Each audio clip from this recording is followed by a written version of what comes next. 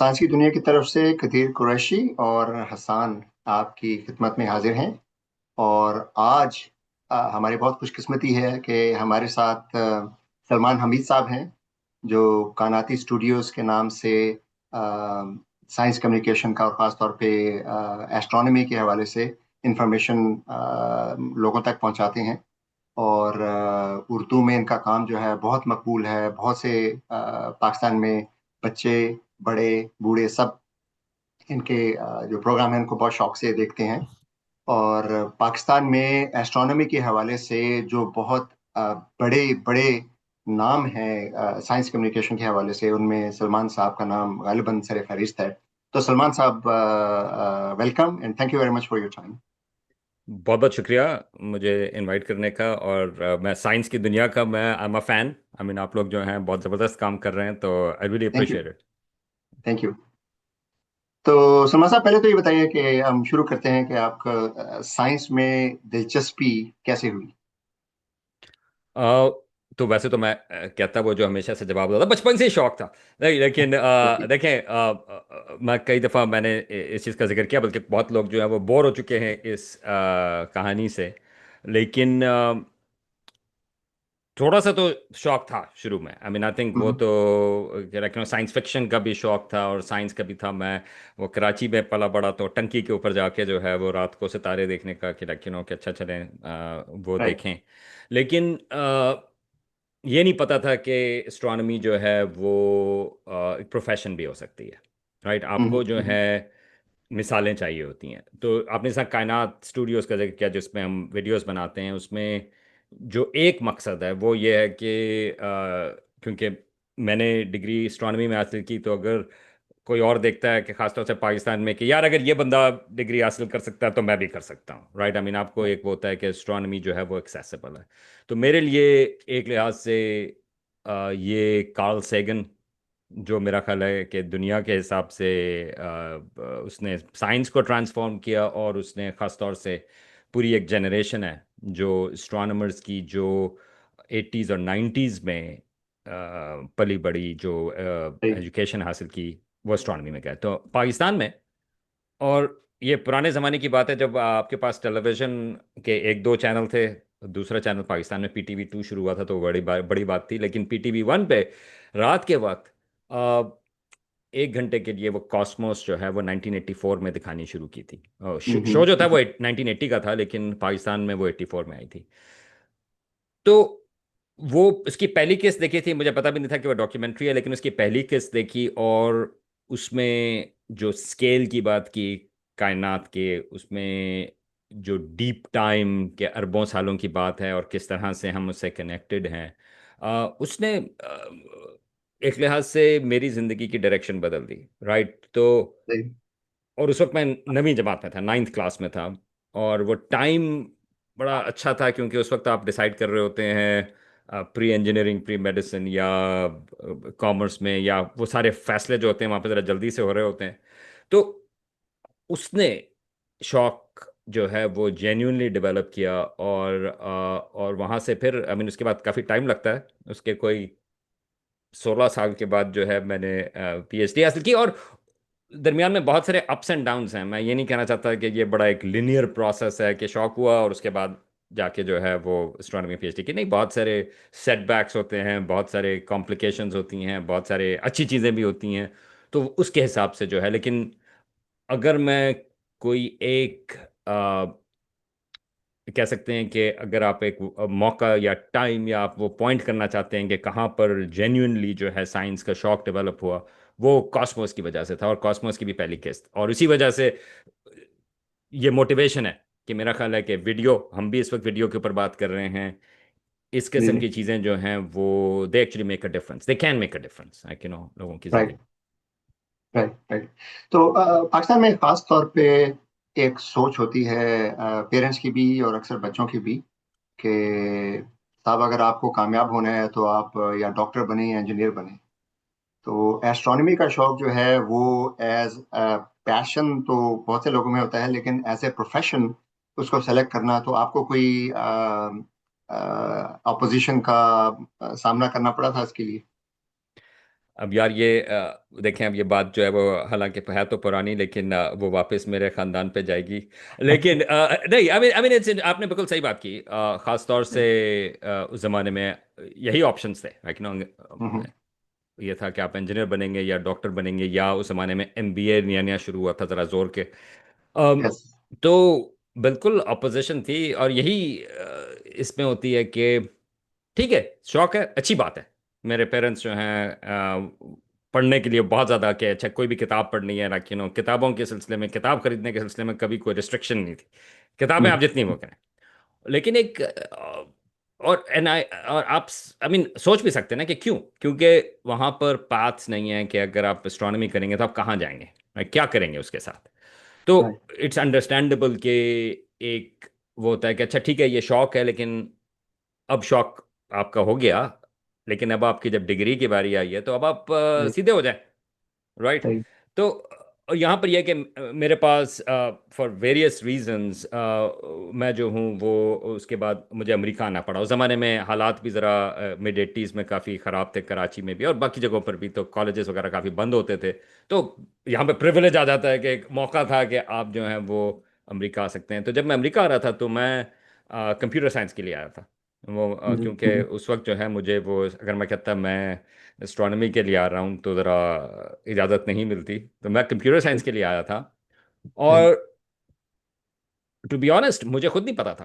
देखें, एक मुझे ये अंदाज़ा था कि एक पॉपुलर साइंस है जो कि मैं टीवी के ऊपर डॉक्यूमेंट्री के उसमें देख रहा हूँ।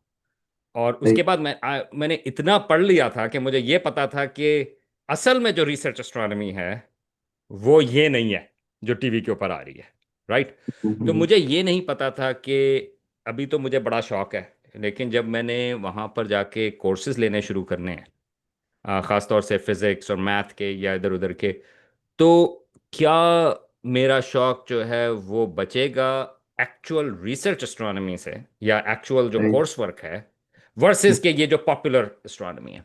तो जब मैं आया था, मेरा ख्याल है कि ये 50-50 चांस था, कि ये ऑनेस्टी थी इस हिसाब से कि मैंने ये नहीं कहा कि घर वालों को मैंने कहा नहीं कि यार मैं कंप्यूटर साइंस के जा रहा हूँ, लेकिन आई जेन्युइनली मेरे अपने जहन में भी यही था कि सही। कंप्यूटर साइंस उस जमाने में एक इंटरेस्टिंग फील्ड था। और मेरा ख्याल था कि शुरू करते हैं कंप्यूटर साइंस, बाद में देखेंगे। और हुआ ये, वैसे मैं वहाँ पे कराची में, मैं एनईडी में भी, मैंने मैकेनिकल इंजीनियरिंग में था, तो मैंने कहा यार मैकेनिकल इंजीनियरिंग कंप्यूटर साइंस से ज़रा थोड़ा मेरा ख्याल है ज़्यादा एक्साइटिंग चीज़ है, तो वो भी एक फ़र्क सही। था। लेकिन जब मैं यहाँ पर आया, मैं गया Stony Brook University, State University of New York Stony Brook. और कंप्यूटर साइंस के कोर्सेज, लेकिन उसमें आपको कैलकुलस चाहिए, आपको कंप्यूटर साइंस के कोर्सेज चाहिए, और फिजिक्स उसमें भी शुरू होती है। तो वो तो कॉमन थे फिजिक्स या एस्ट्रोनॉमी के लिए।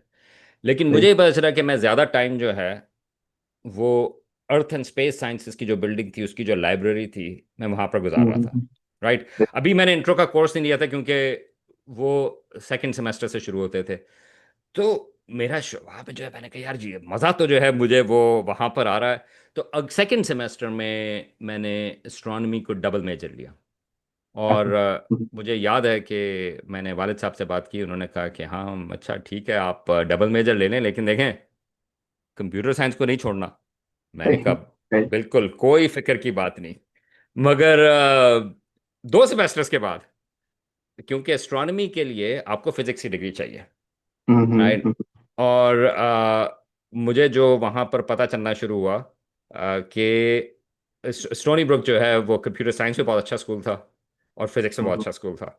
तो उसमें पता चलना ये शुरू हुआ कि जब ये कोर्सेज लेने शुरू हुए, तो अगर आप कंप्यूटर साइंस के भी सारे कोर्सेज ले रहे हैं और फिजिक्स के भी सारे कोर्सेज ले रहे हैं, तो ज़रा मुश्किल शुरू हो गई थी। तो राइट। 2 सेमेस्टर्स के बाद मैंने कहा यार ये मैं इतना स्मार्ट बंदा नहीं कि मैं ये दोनों चीज़ें जो हैं वो कॉन्स्टेंटली मैं कर सकूं।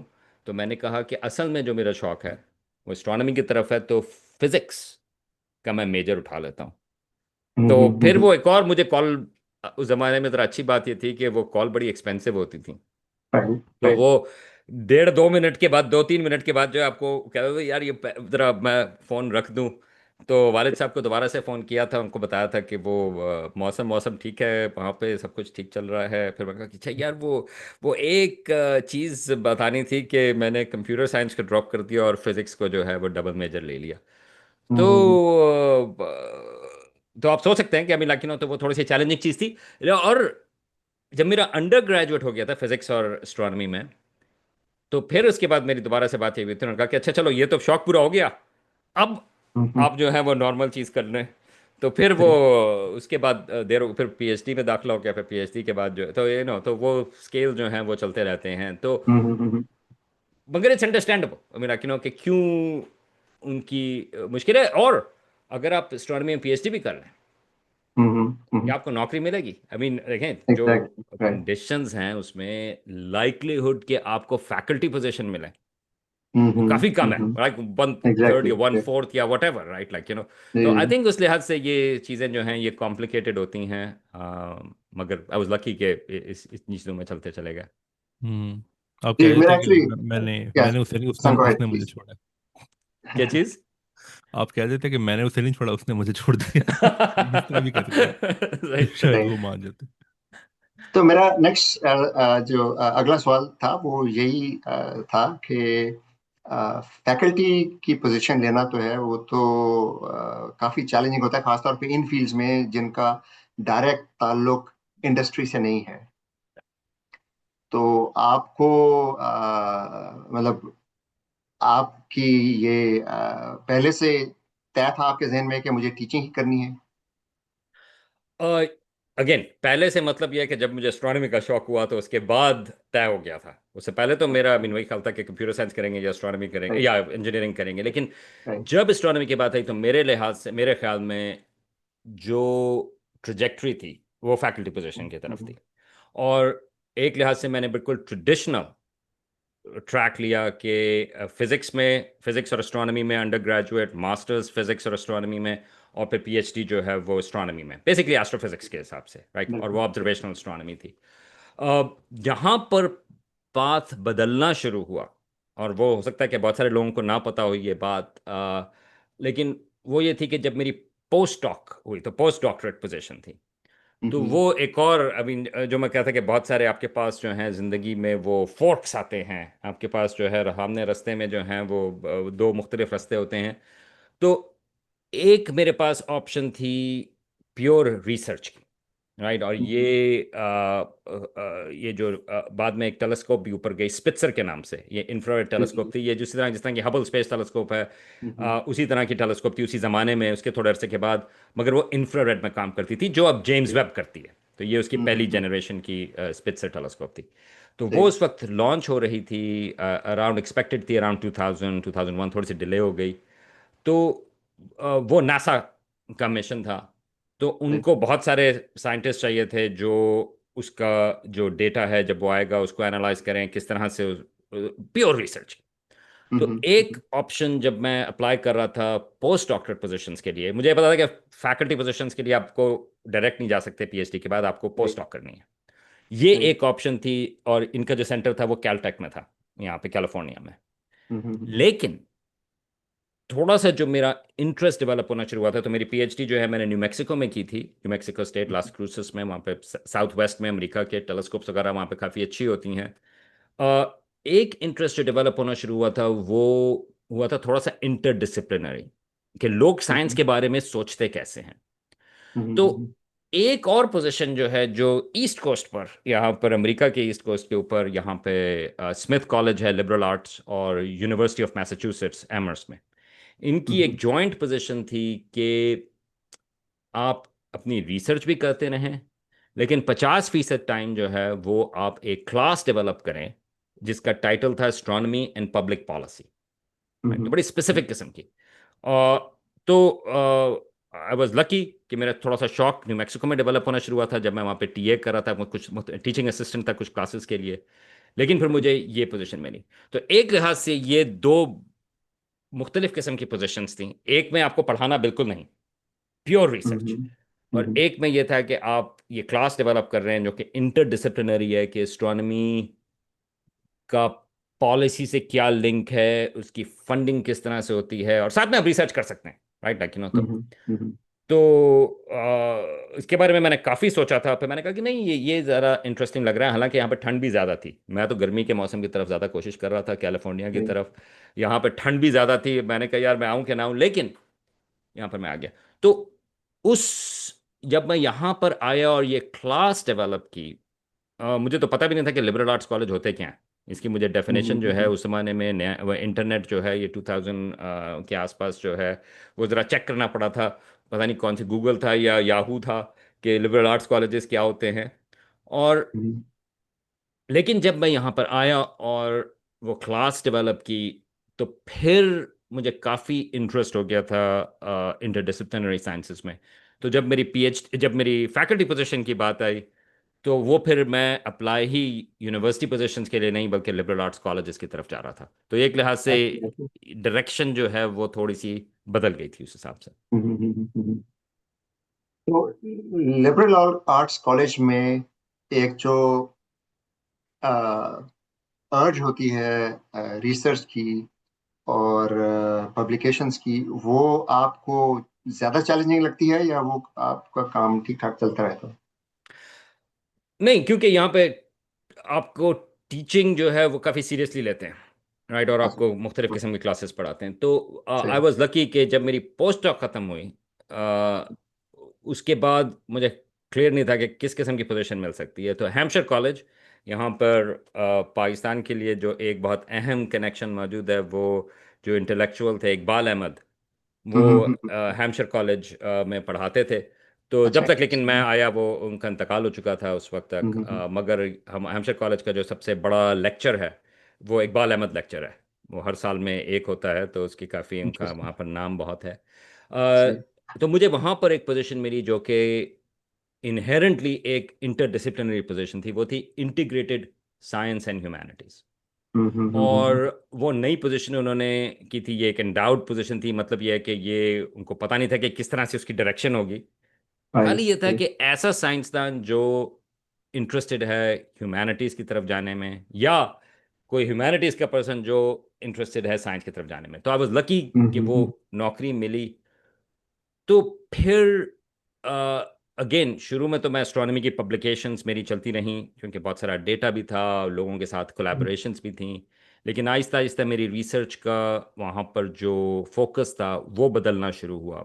और वो ज़्यादा फोकस जो है वो, शुरू में मेरा ख्याल था कि वो साइकोलॉजी की तरफ ज़्यादा होगा। कि मुझे जो इंटरेस्ट था वो ये था कि लोग क्यों साइंस के सिलसिले में, किस तरह से वो बिलीव करते हैं, किस तरह से वो यकीन करते हैं, किस तरह से वो साइंस को देखते हैं, राइट। तो शुरू में तो मेरी जो पोजीशन थी वो नेचुरल साइंस जो स्कूल है हैम्पशायर कॉलेज में, और कॉग्निटिव साइंस उसमें ज्वाइंट था। और मेरा जो ऑफिस था वो कॉग्निटिव साइंस में था।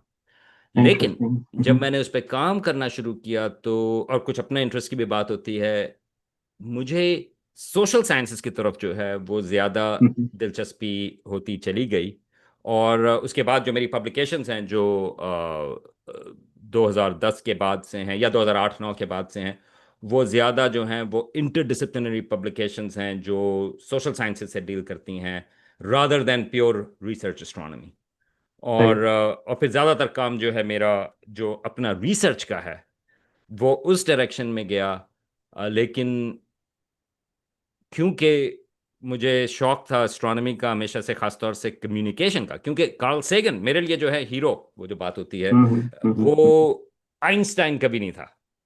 आइंस्टाइन का कोई मसला नहीं, लेकिन मेरा हीरो आइंस्टाइन कि यार आइंस्टाइन तो बहुत ही स्मार्ट बंदा है यार। मैं क्या, आइंस्टाइन जो है, मैंने आइंस्टाइन नहीं बन सकता। मैं, मेरे जहन में ये था। या साइंस के हिसाब से, या फाइनमैन, या वो, आई मीन आई अप्रिशिएटेड।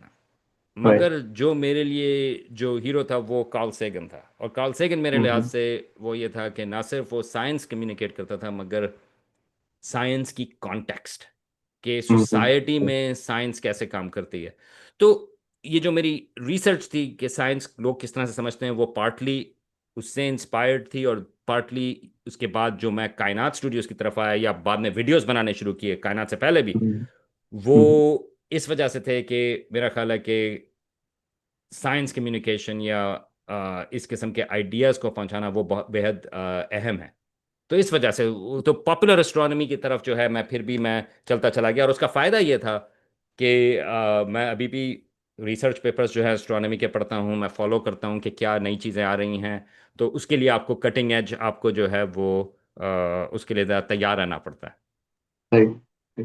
सो तो आपने आपको ये जो बात की थी कॉग्निटिव साइंसेस का और साइंस कम्युनिकेशन का ताल्लुक जो है, तो साइंस की दुनिया पे भी हम लोग जो कोशिश करते हैं, आप भी जो कोशिश करते हैं लोगों तक साइंस पहुंचाने की, तो सबसे बड़ा जो इम्पेडिमेंट होता है, सबसे बड़ी जो मुश्किल आती है, वो यही है कि लोगों के जहन में, हमारे यहाँ खास तौर पे बहुत से लोगों के जहन में साइंस के बारे में मनफी कॉन्सेप्ट्स हैं।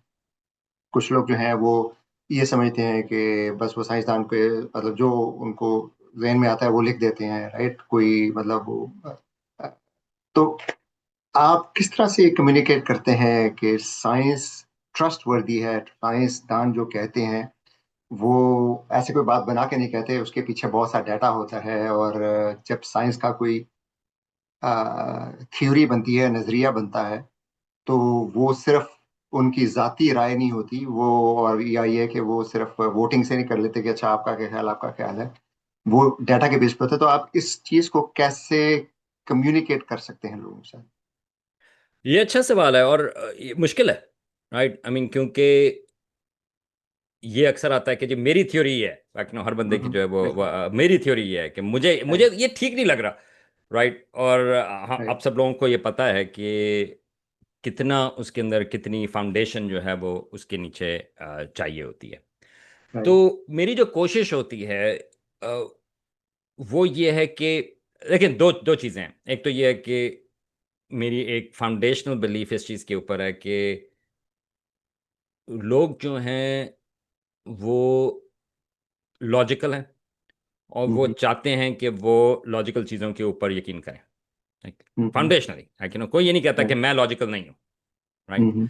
अच्छा, अगर आप उनको कहेंगे कि यार आप तो जो है वो बेवकूफ़ी की बात कर रहे हैं, अगर आपने ये कह दिया तो आपने कम्युनिकेशन जो है वो ख़त्म कर दी, राइट? सही। आपने फिर आपका मकसद जो है वो कम्युनिकेशन का नहीं, आपका मकसद जो है वो खाली ये कहना है कि आप अपना कबीला जो है वो बना रहे हैं, राइट?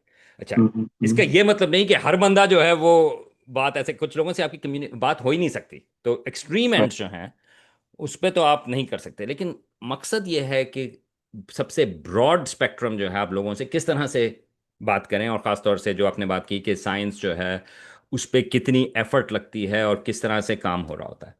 तो हम्म। जो मेरी कोशिश ये होती है कि खाली फैक्ट्स की बात ना करें, राइट? हम्म। बल्कि हम्म। अगर वीडियो बनती हैं तो जो मेरे थोड़े से 20-25 मिनट वाले वीडियोस होते हैं जो कायनाती गपशप के नाम से होते हैं, हम्म। उसमें कोशिश ये होती है कि आप जो रिजल्ट है वो अच्छी बात है, जेम्स वेब स्पेस टेलीस्कोप ने कुछ पता किया या डार्क एनर्जी के ऊपर कोई नया रिजल्ट आया, ये अच्छी बात है, लेकिन सवाल क्यों उठा रहे थे?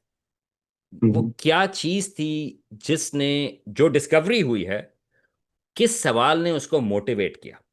उससे आपको थोड़ा सा पता चलता है कि ये नहीं हुआ कि साइंसदान ने, के वो जो एक इंप्रेशन होता है कि उन्होंने टेलीस्कोप उधर पॉइंट की, अचानक से उनको कुछ नजर आया और वो डिस्कवर हो गया। नहीं, इस तरह से सही। चीजें जो हैं सही। वो उसमें काम नहीं करती, बल्कि एक आपके पास एक साइंस की बॉडी मौजूद है जिसके अंदर वो मुख्तलिफ किस्म के चैलेंजेस हैं, मुख्तलिफ किस्म के सवाल उठा रहे हैं, और फिर हम्म। अगर कोई जवाब आता है तो उसके बाद वो उसको मुख्तलिफ उसमें जो है वो उसकी इंटरप्रिटेशंस हैं, लेकिन उसके ऊपर ज्यादा यकीन इस वजह से आ रहा है क्योंकि ये सबूत मिला है या ये ऑब्जर्वेशंस मिली हैं।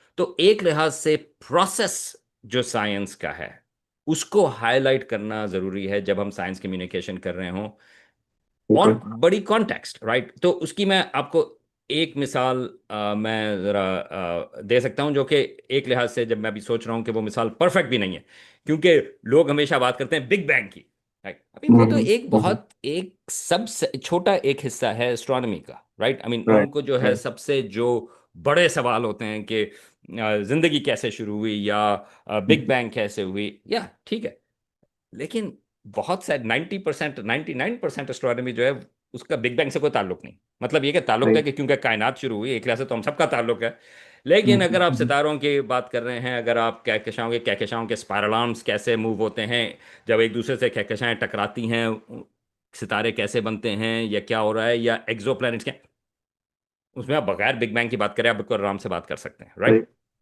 सही। लेकिन जो मैं मिसाल दूंगा वो ये है कि जिस तरह अभी कुछ अर्सा पहले ये बहुत इसके ऊपर मेरा ख्याल है कि साइंस कम्युनिकेशन के हिसाब से बहुत गड़बड़ बात थी, और वो ये थी कि ये आया कि जी नए रिजल्ट्स आए हैं जेम्स वेब स्पेस टेलीस्कोप के, जिसने कहा कि जी उसने तो बिग बैंग को ही तोड़ दिया, बिग बैंग को ही खत्म कर दिया, बिग बैंग के हम्म। खिलाफ वो आया, राइट। तो जो राइट फ्रेजिंग राइट। थी, और इसका कसूर जो है वो जो ऑथर हैं उनका अपना था, क्योंकि उन्होंने जो है वो एक पॉपुलर आर्टिकल लिखा जिसमें कहा कि we just broke the universe. बहुत पॉपुलराइजेशन हो गई। लेकिन एस्ट्रोनॉमी के अंदर और उनका जो अपना पेपर था वो इस तरह से कोई बात नहीं करता। तो जो मेरा फोकस था, जो मैंने वीडियो बनाया था, वो इसके ऊपर था कि साइंसदान, अगर इस किस्म का कोई रिजल्ट आता है कि एक हैरत अंगेज चीज है कि जेम्स वेब स्पेस टेलीस्कोप ने ऐसी कहकशाएं दरियाफ्त की जिनको एक्सप्लेन करना मुश्किल है, राइट। हम्म। तो साइंसदान ये नहीं कहते इमीडिएटली ओ इसका तो मतलब है कि बिग बैंग हालत है। साइंसदानों के उसमें ये होता है, अच्छा तो ये इंटरेस्टिंग चीज है कि ये रिजल्ट जो है सरप्राइजिंग है, और सरप्राइजिंग रिजल्ट जो है वो अच्छी चीज है, क्योंकि सही। अगर आपके पास ऐसे रिजल्ट्स आ रहे हैं जो आपको बिल्कुल कोई सरप्राइज नहीं कर रहे, तो फिर आप कुछ काम सही नहीं कर रहे, क्योंकि हमारा जो मकसद होता है वो नई चीजों को सोचना होता है, और जितने सरप्राइजिंग रिजल्ट होते हैं उसके हिसाब से तो चीजें बदलती हैं, उसी हिसाब से तो चीजें चेंज होती हैं। लेकिन बिल्कुल खाली अगर सरप्राइजिंग रिजल्ट है इसका ये मतलब है कि बिग बैंग ही खत्म होगी, बिग बैंग के और बहुत सारे एविडेंस मौजूद हैं सेपरेटली। बिल्कुल तो सही। वो एक मिसाल है कि जिसको जो कोशिश ये की थी कि ये देखें कि साइंसदान इसके सिलसिले में किस तरह से बात करते हैं कि अगर आप गैलेक्सीज की बात करें, गैलेक्सीज बड़ी हैं, हम्म वो किस तरह से मेजर हो रही हैं, क्योंकि आपके पास तो खाली रोशनी आ रही है। अच्छा तो इसका मतलब ये है कि उसके अंदर साइंसदान जो उन्होंने मुख्तलिफ किस्म के मॉडल्स बनाए हैं, तो फिर हम्म। उसके अंदर बहस है कि क्या वो जो मॉडल्स हैं कि गैलेक्सीज के साइज के या मास के, मादे के, वो कहाँ से आए, उसके ऊपर डिबेट किया है, वगैरह वगैरह, राइट। तो बहुत सारी उसके अंदर सही। डिबेट्स हैं। तो ये हाईलाइट करना कि देखें इसका जो पॉपुलर उसमें जो, या क्या कहते हैं, अगर आपको वो वायरल करने हैं वीडियो या आपको क्लिक बेट करनी है, तो जेम्स वेब से स्पेस टेलीस्कोप ने कहा है कि बिग बैंग हालत है। अब बहुत से लोग बिल्कुल। क्लिकिंग, अच्छा अच्छा। मगर साइंस ऐसे काम नहीं करती। तो वो जो आप साइंस कम्युनिकेशन की बात कर रहे हैं, तो मेरा ख्याल है ये जो प्रोसेस की बात है, जो एक लिहाज से आप कह सकते हैं कि वो शायद आपको इतने ज्यादा क्लिक्स ना दे, लेकिन मेरा ख्याल है कि कम्युनिकेशन के सिलसिले में ये बहुत अहम है कि लोगों को ये पता हो कि क्यों साइंसदान किसी चीज तक पहुंचते हैं, और किस वजह से, क्योंकि वो जो पूरी फील्ड की बात है या उसके जो नॉलेज बेस है, उसमें से हम्म। किस तरह से हम जो वो जो क्लेम्स हैं उसको इवेल्युएट करते हैं। तो फिर ये बात नहीं राइट। होती कि यार साइंसदान आज ये कहते हैं कल वो कहते हैं, या वगैरह वगैरह। तो ये बहुत लंबा जवाब हो गया, बिल्कुल। लेकिन मैंने कहा कि मैं उसके नहीं हिसाब नहीं, से थैंक बात यू। करूं। It's very insightful. और उसी से एक जो मिलता जुलता सवाल है मेरे जहन में, वो ये है कि कुछ लोगों के जहन में ये होता है जी कि साइंस जो कुछ कह रही है, वो जैसे एस्ट्रोनॉमी की अगर बात करें, तो आजकल की जो एस्ट्रोनॉमी है वो अब इतनी एडवांस्ड है कि जितनी भी इन्वेस्टिगेशन बगैर किसी आले के सिर्फ इंसानी आंखों के देखने से हो सकती थी, वो सदियों पहले हो चुकी है। उसमें कोई नई चीज आपको नहीं मिलेगी, राइट। Right. सब की सब जो नई इंफॉर्मेशन हमें मिलती है, डिस्कवरी जो होती हैं, वो बहुत एडवांस सोफिस्टिकेटेड जो दूरबीनें हैं, या जो हबल टाइप की या जेम्स वेब टाइप के इंस्ट्रूमेंट्स हैं, इनसे मिलती हैं। तो वो आम लोगों को कॉन्टेक्स्ट देना कि ये इंफॉर्मेशन जो है ये आप बाहर जाके नहीं देख सकते अपनी आंखों जी। से, ये जो है।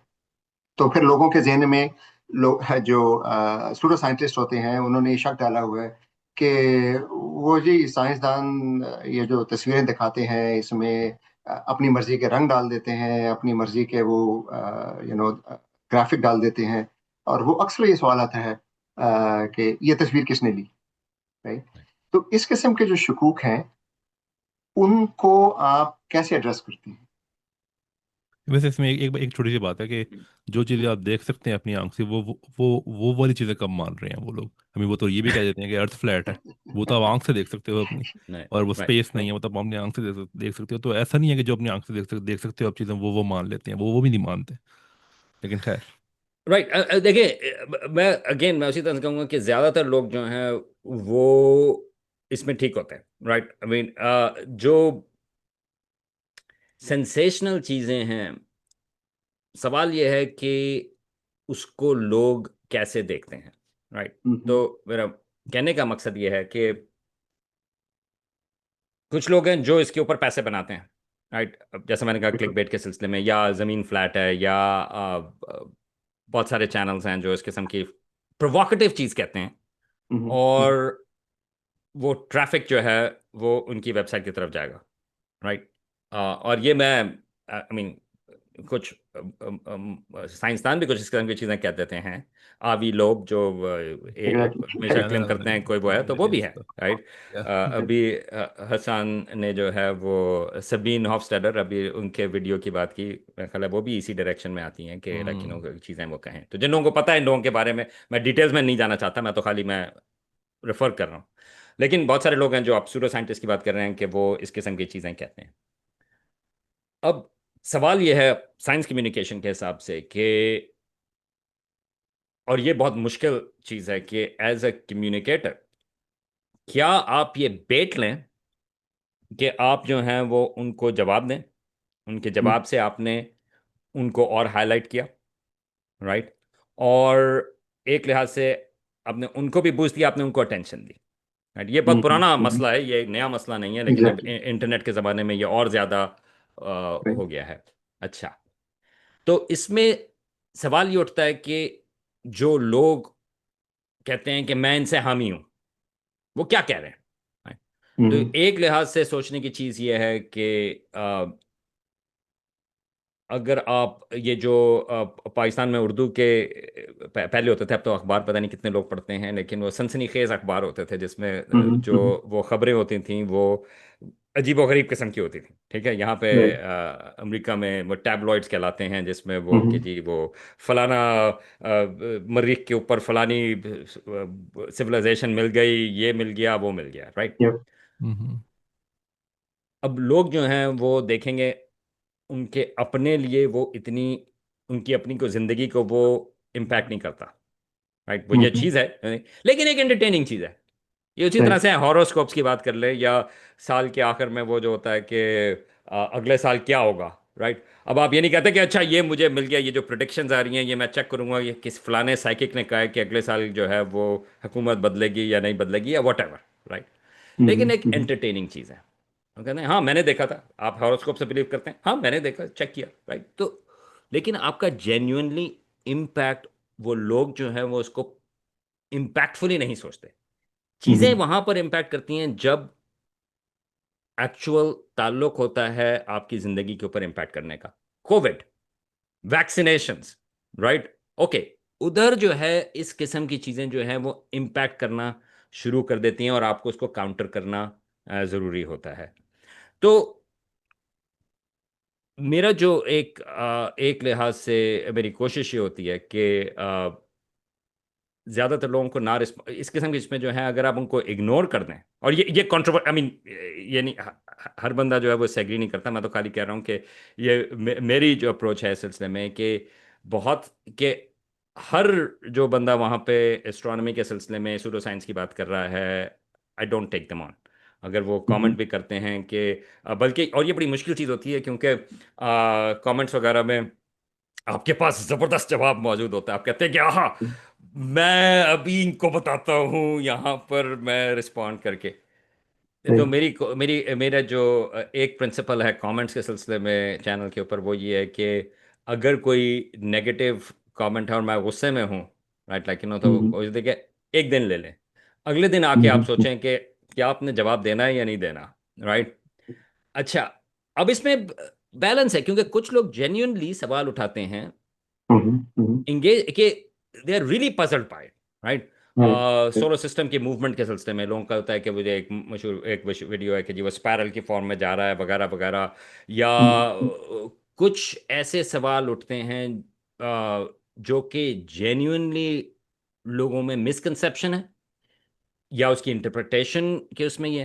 हम्म, हम्म, मेरा ख्याल है कि वो फेयर पॉइंट है उसके अंदर एक्चुअली, कि उनसे आप बात कर सकते हैं, नहीं देखें इसमें ये होता है, और उसके आगे आप थोड़ी सी और बातचीत कर सकते हैं, राइट। हम्म, अब इसमें अगर मैं थोड़ा सा, वो कहते हैं कि मैं और उसको मैं स्पाइसी कर दूं इसी बात को, मेरी जो सोशल साइंस की रिसर्च थी उसमें ज़्यादा काम जो था वो ये था कि लोग जो हैं ख़ासतौर से मुख्तलिफ मुस्लिम सोसाइटीज़ में वो बायोलॉजिकल एवोल्यूशन को कैसे देखते हैं, क्योंकि मेरे वो एक हम्म, ज़्यादा कंट्रोवर्शियल टॉपिक है राइट, एस्ट्रोनॉमी के हिसाब से। और राइट, उसमें तो ये चीज़ और भी ज़्यादा होती है, राइट। अभी ना क्योंकि मगर मेरा जो रिसर्च थी वो इसी चीज़ के ऊपर थी कि क्या जब वो लोग एवोल्यूशन के बारे में सोचते हैं तो उसमें किस तरीके से वो उसको देखते हैं। क्या वो ये देख रहे हैं कि ये साइंटिफिक थ्योरी है और ये सही है, क्या वो देख रहे हैं कि साइंटिफिक थ्योरी है जो गलत है, या ये साइंटिफिक थ्योरी ही नहीं, या ये प्रोपागेंडा हम्म, वगैरह वगैरह, राइट। और हम्म, उसमें अल्टीमेटली जो मैंने इंटरव्यूज़ किए थे वो बिल्कुल मुख्तलिफ किस्म का काम था एस्ट्रोनॉमी के हिसाब से। इसमें जो है ओरल इंटरव्यूज़ थे मेडिकल डॉक्टर्स, मेडिकल स्टूडेंट्स से मुख्तलिफ शहरों में, मुख्तलिफ मुल्कों में। और उसमें मेन चीज़ ये थी कि एक बहुत बड़ा स्पेक्ट्रम है, और हम्म, इट डिपेंड्स कि किसी के जहन में ये क्या डेफिनेशन है कि एवोल्यूशन का मतलब क्या है। हम्म, लोगों का जो है मुख्तलिफ डेफिनेशंस हैं एवोल्यूशन की। अब राइट, अब आप बताता है, कोई ये कहता है कि मैं एवोल्यूशन पे यकीन नहीं करता, और आप जो हैं पूरे स्लेज हैमर लेके आते हैं कि ये यार इतना एविडेंस मौजूद है, ये देखें फलाना। मगर you have to first ask कि उनका मतलब क्या है एवोल्यूशन का। क्योंकि कुछ लोगों का ख्याल ये होता है कि खाली ह्यूमन एवोल्यूशन जो है, कुछ लोगों का ख्याल है राइट, कि एवोल्यूशन जो है उसका मतलब है एथियज्म, कुछ लोगों का ख्याल है हम्म, फलाना फलाना। लेकिन जब आप उनसे बात करते हैं, अगेन, मैं हर आप हर एक को कन्विंस नहीं कर सकते, ये तो एक और चीज़ है साइंस कम्युनिकेशन में। देर इज़ राइट, नो वे कि आप हर एक को कन्विंस कर देंगे, लेकिन आप बड़े स्पेक्ट्रम को कन्विंस कर सकते हैं या कम्युनिकेट कर सकते हैं या आप उनसे बात कर सकते हैं। लेकिन अगर आप एक्सट्रीम की वजह से आपने हम्म, एलिनेट कर दिया बड़ी बेस को, तो आप जो है right, you are missing the ball on that. तो एवोल्यूशन के सिलसिले में अगर बात होती है तो उसमें ये होता है कि उनका मकसद क्या है। बहुत सारे लोग जो अगेन, ज़्यादातर लोग जो मेरा एक्सपीरियंस है, जो रिसर्च के उसमें भी है, या प्रैक्टिकल है, कोई नहीं हम्म, कहता कि मैंने क्योंकि मैं एवोल्यूशन पे यकीन नहीं करता मैं एंटीबायोटिक्स नहीं इस्तेमाल करता। इस तरह से नहीं राइट, होता। लोग ये कहेंगे कि नहीं वो एवोल्यूशन नहीं है लेकिन मैं एंटीबायोटिक्स, ठीक है, ठीक है, practically they are applying evolution, और यही चीज़ है इसकी।